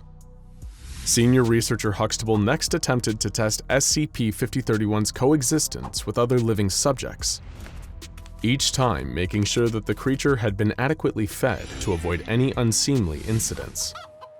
First, a live chicken was introduced. SCP-5031 rolled its bowling ball at high speed towards the chicken, increasing both its and the chicken's stress levels, and inadvertently killing the chicken in the process. When a second chicken was introduced, SCP-5031 gently rolled a basketball towards it, but ceased any further engagement after the chicken squawked from being hit by the ball. Next to be introduced into the enclosure was a blindfolded D-Class staff member, who was instructed to sit down and roll the basketball towards SCP-5031. After doing so for several minutes, the creature began to approach the D-Class subject, who was instructed to remove their blindfold to cease the creature's existence and prevent any potentially deadly incidents. Finally, researcher Huxtable had another Class D engage in a game of catch with SCP-5031 while facing away from the creature. This test proceeded successfully, and senior researcher Huxtable remarked how SCP-5031's motor skills were improving, albeit gradually and with some gentle encouragement. Through Huxtable's tests, the creature was learning. The next test, focused on teaching SCP-5031 linguistic symbols, utilized LCD displays and buttons connected to a food dispenser. One display showed an image of a rock, and the other an image of a rotisserie chicken. After some brief probing, SCP-5031 was quickly able to understand that pressing the button under the correct display would dispense a rotisserie chicken for it to eat. The creature was later able to adapt when, the following day, the screen displays and materials dispensed were swapped, and then later set to swap at random intervals. When additional rock dispensing stations were introduced, this time displaying the word rock as opposed to an image, SCP-5031 was able to determine which station dispensed chicken through a process of elimination. Whenever the functions and displays were swapped, SCP-5031 would find whichever displayed the word chicken to receive its food. The final phase of this test presented SCP-5031 with a single station, displaying the word chicken, but with a button that would remain inactive unless the creature spelled out the same word with a collection of lettered blocks it was provided with. After some initial confusion and frustrations as to why the button would not dispense food when pressed, SCP-5031 was able to assemble the word correctly, not only activating the button and dispensing food, but proving to researcher Huxtable that the creature was capable of learning language. Huxtable continued to test the creature, encouraging it to spell words using lettered blocks as a method of communicating. By increasing SCP-5031's vocabulary and the amount of human interaction it received, senior researcher Huxtable observed that SCP-5031 was gradually learning to sing, albeit non-verbally, as well as to juggle with its 6 hands, and was even communicating its food preferences and dish pairings. Later, another Class D, D-52125, was introduced to SCP-5031's enclosure to aid in further testing. Through D-52125's instructions, the creature quickly learned to draw using crayons, and created artworks depicting itself, its newfound friend D-52125, researcher Huxtable, a cat, and a rotisserie chicken. SCP-5031's new creative side didn't stop there though, as the creature quickly learned to play chopsticks in only 2 days once a piano was introduced into the enclosure. SCP-5031 even managed to start creating its own original, admittedly crude, compositions. Next, a spice rack was placed inside the creature's cell, and D-52125 demonstrated how to season meat. This proved to be SCP-5031's new favorite hobby, as it spent the next 3 days experimenting with different combinations of foods and spices, using its letter blocks to request more garlic powder. Interestingly, the creature only created artwork or music when D-52125 was present, but seemed to thoroughly enjoy its experimentation with food when left alone. Following this development, senior researcher Huxtable devised a new test for SCP-5031, providing the creature with cooking utensils and using D-52125 to demonstrate. 5031 was shown how to prepare a variety of different dishes, from hamburgers and tacos to Mongolian beef, steak, clam chowder, and profiteroles. In addition to a small peanut allergy, this 8th test revealed SCP-5031 to be a phenomenal chef, possessing culinary skills far beyond the average person. The creature quickly and enthusiastically embraced its newfound talents, concocting its very own brand new recipes, with D-52125 even volunteering to be the first to taste test 5031's dishes. It was shortly after this test that SCP-5031 spoke its very first word. And it should come as no surprise that the word was salt. Naturally, senior researcher Huxtable was very proud of the progress the creature had made with its development. The final test almost seemed to be what the creature was born for. Over the course of 2 months, SCP-5031 was tasked with creating a full 3-course meal, which would then be served to Foundation staff for Thanksgiving. SCP-5031 not only rose to the task, but exceeded all of researcher Huxtable's expectations, creating a meal that even Gordon Ramsay would be hard-pressed to find fault with. The creature created a first course consisting of sweet potato miso soup seasoned with turmeric. Next came a beautiful duck confit, glazed luxuriously with apple cider, and topped generously with sweet cranberry compote, paired with a side of butternut squash gnocchi and served on a bed of kale seasoned with truffle salt. The grand finale of the exquisite meal was a spiced cassava pie for dessert, complemented with the finest French vanilla ice cream and a maple hazelnut syrup. And SCP-5031 didn't stop there. The creature also debuted one of its original musical compositions to complement the decadent meal it had created. As the staff enjoyed the food, SCP-5031 performed live from its enclosure the deeply moving Piano Concerto for 6 hands, to an overwhelmingly positive response from not only senior researcher Huxtable, but the entire Foundation staff. As a fitting end to the creature's tale, Huxtable reported that, during the Thanksgiving banquet it had created, SCP-5031's stress levels reduced entirely. New, kinder containment measures that would keep 5031 safer but also far more contented were submitted for approval. Perhaps some of you may find it refreshing to learn that SCP-5031 isn't simply just another malicious, malevolent monster that the Foundation has to keep under lock and key for the safety of the world. Instead, SCP-5031 is a gentle, if a little frightening at first, creature that just requires careful and considered guidance instead of a cold iron cage and around-the-clock armed guards. Through testing, senior researcher Stanley Huxtable and his fellow Foundation staff were not only able to help the creature develop, but also found what makes it tick, and not just for the purposes of containing it. Instead, it is hoped that SCP-5031's creativity and flair for culinary and musical masterpieces can continue to thrive and grow, under the proud watch of researcher Huxtable. Over 50 men and women, clad in red robes, kneel before an unholy altar. They chant and mutter indecipherable words, words of cruelty and madness, of obsession and sacrilege. Not long ago, these were regular people.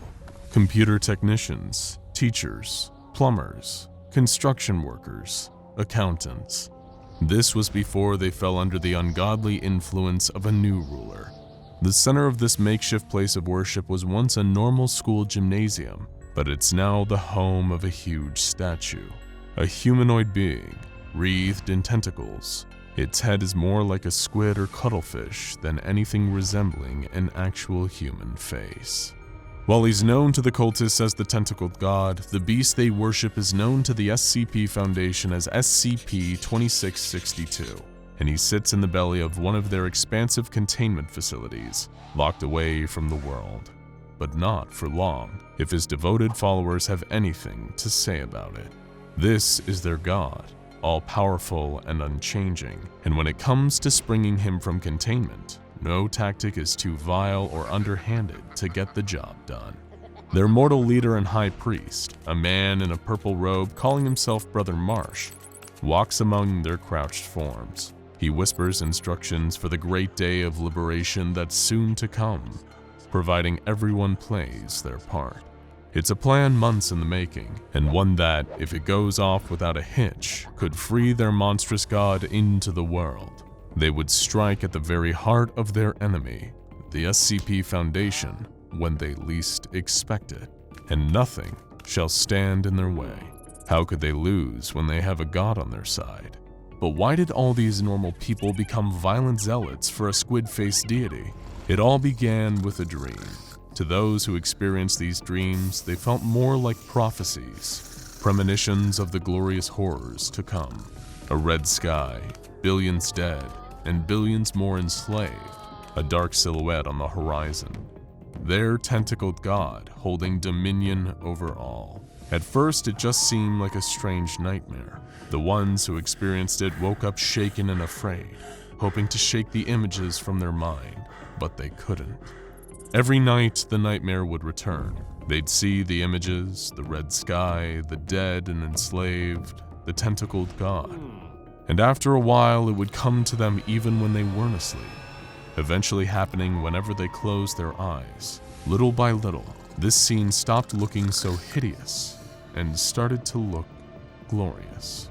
They felt his presence in their minds, slowly pushing them towards their inevitable future. They started to realize that they wanted him to rule over the universe and to experience the honor of serving him. Many of them abandoned their homes and families, leaving their friends and loved ones left to worry that they'd gone insane. In their eyes, they were safer than they'd ever been. They finally had purpose. They were working in service of something far greater than themselves. The influence of the tentacled god drew them closer to one another. They would meet in secret, exchanging information from the prophecies their ruler sent to them in their dreams. They worshiped together, building altars and idols to congregate around. They performed dark blood rituals involving human and animal sacrifice. It was when Brother Marsh, the Anointed One, arrived to guide them towards their true mission that things kicked into high gear.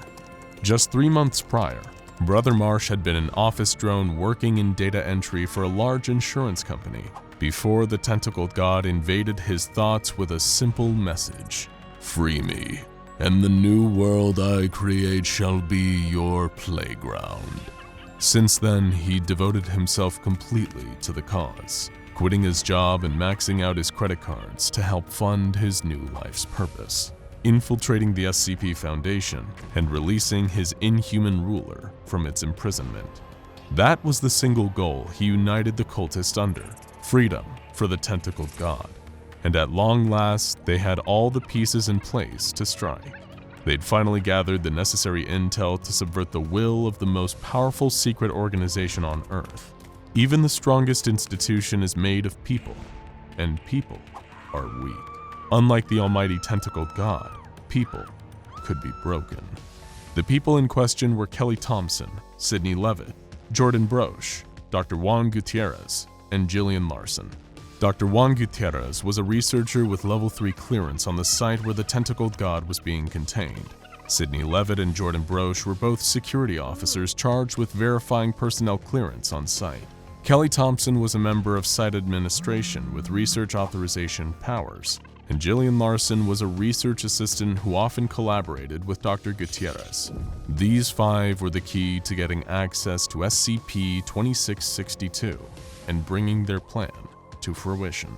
Normally, personnel dossiers on people working for the Foundation were highly confidential, but the devotees of the tentacled god had their ways.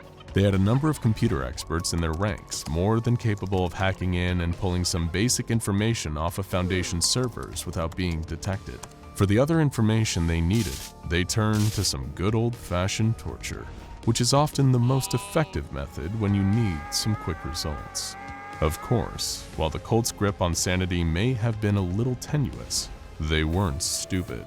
While gathering their intel, they also made sure to find out what exactly they were up against. SCP-2662 was being held in a humanoid containment cell and guarded by on-site Task Force Town 9, better known as the Belligerent Bodyguards. These aren't lazy, donut-chomping mall cops. These are a heavily trained, heavily armed fighting force. Though the cultists had one thing that these Foundation soldiers didn't: the element of surprise. For everything to go off perfectly, Brother Marsh's plans would have to be executed within a single day, and they were already on the clock. Tau 9 had been charged with tracking down any new SCP-2662 cults and dismantling them, and Brother Marsh knew that it was only a matter of time before the Foundation tracked them down and did the same to them. If they wanted any chance of freeing the tentacled god, then they'd need to strike quickly and with overwhelming force. The SCP-2662 worshippers were able to secure the addresses of the 5 key Foundation personnel and station members outside each of them, including one who could realistically imitate each. They waited for night to fall and broke into each of their homes as they slept. What followed was a sequence of ruthless and efficient murders done in the cause of freeing their god. Dr. Gutierrez was shot in the head while he slept. Sidney Levitt and Jordan Broche were both stabbed to death before either even realized what was happening. Thompson, who'd gotten up to use the bathroom, went down in a hail of machine gun fire. Jillian Larson had seen that masked figures were breaking into her home and attempted to flee, but was caught and beaten to death by cultists in her hallway.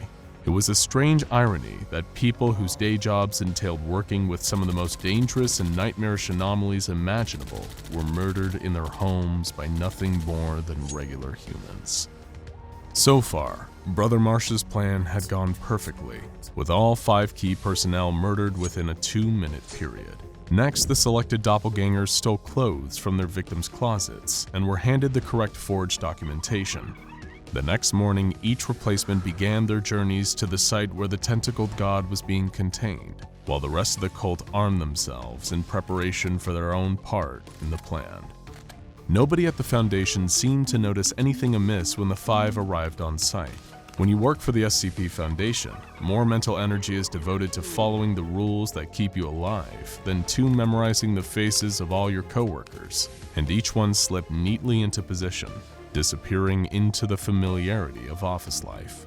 But infiltrating the site was one thing. Getting past the belligerent bodyguards and into the cell of the tentacled god would be another thing entirely. That's where the rest of the cult would come into play.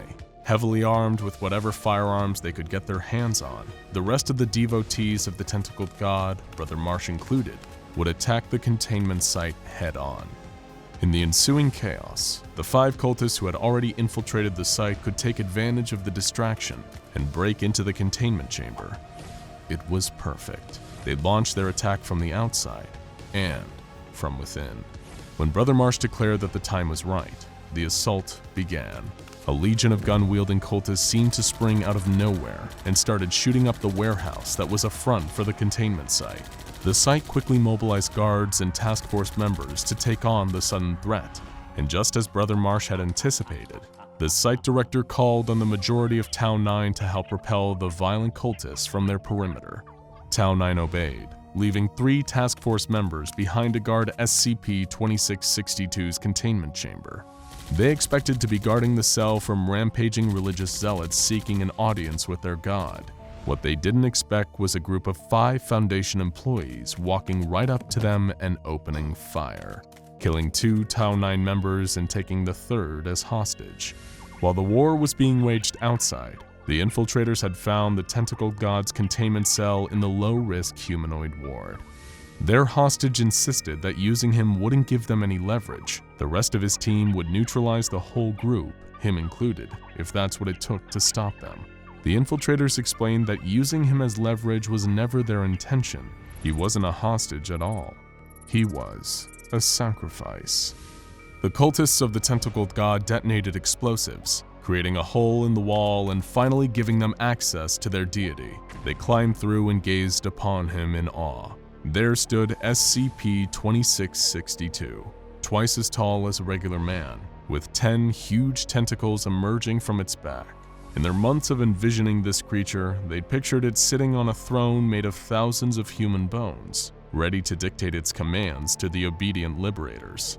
What they certainly didn't expect was to see the tentacled god hunched over a computer screen. Still, gods work in mysterious ways. So they stuck to the plan and began chanting. They pulled out a sacrificial dagger and began sacrificing their captured Town 9 member. It was at this point that SCP-2662 turned and saw what they were doing with a look of pure horror. He rose up from his computer, his headphones getting caught as he did so. He told them to go away, that he didn't want them here, and that them murdering people in his bedroom like this was inconsiderate and disgusting. The cultists became even more confused. Why wasn't their god accepting their offerings? What were they doing wrong? They tried more chanting and painting arcane symbols on the floor in blood, but this just seemed to make the creature angrier. He told them, in a tone more fitting for a teenage boy than a Lovecraftian god, to just leave him alone so he could play his video games. This was seriously not cool. The cultists were baffled. They told the tentacled god that they were there to free him. He replied that he didn't need saving, that crazy stalkers like them were why he turned himself into the Foundation in the first place. Before the cultist infiltrators could get another word in, the remaining members of Town 9 stormed into the containment cell and gunned them down with surgical precision. The war outside was already over. Brother Marsh and the rest of the cultists were all killed in the firefight. Town 9 didn't look the least bit surprised upon entering 2662's cell. This was a common occurrence, unfortunately. They had to deal with an attempted cult invasion every few months, because SCP-2662's main anomalous ability is inspiring violent cults who relentlessly track down and worship it with arcane and bloodthirsty rituals. The problem is, 2662 doesn't do this consciously, and definitely doesn't like the results. That's why he's under the voluntary care of the SCP Foundation, who keeps him amused with video games and reading material, while fending off the deranged cults who try to invade and abduct him. Following the termination of the devotees of the tentacled god, just one of many cults who'd broken into 2662's containment cell, the remaining Tau 9 members apologized to the tentacled creature for the disturbance, allowing him to return to his gaming. They assured him that it'd probably be at least a few more months before something like this happened again. SCP-2662's cell was repaired, and the Foundation returned to its task of seeking out would-be cult emancipators, because for the SCP Foundation, it's not always about the anomaly that's being kept in containment, but what's being kept out. Now go check out SCP-096 The Shy Guy and SCP-087 The Stairwell for more strange and surprising stories from the SCP Foundation.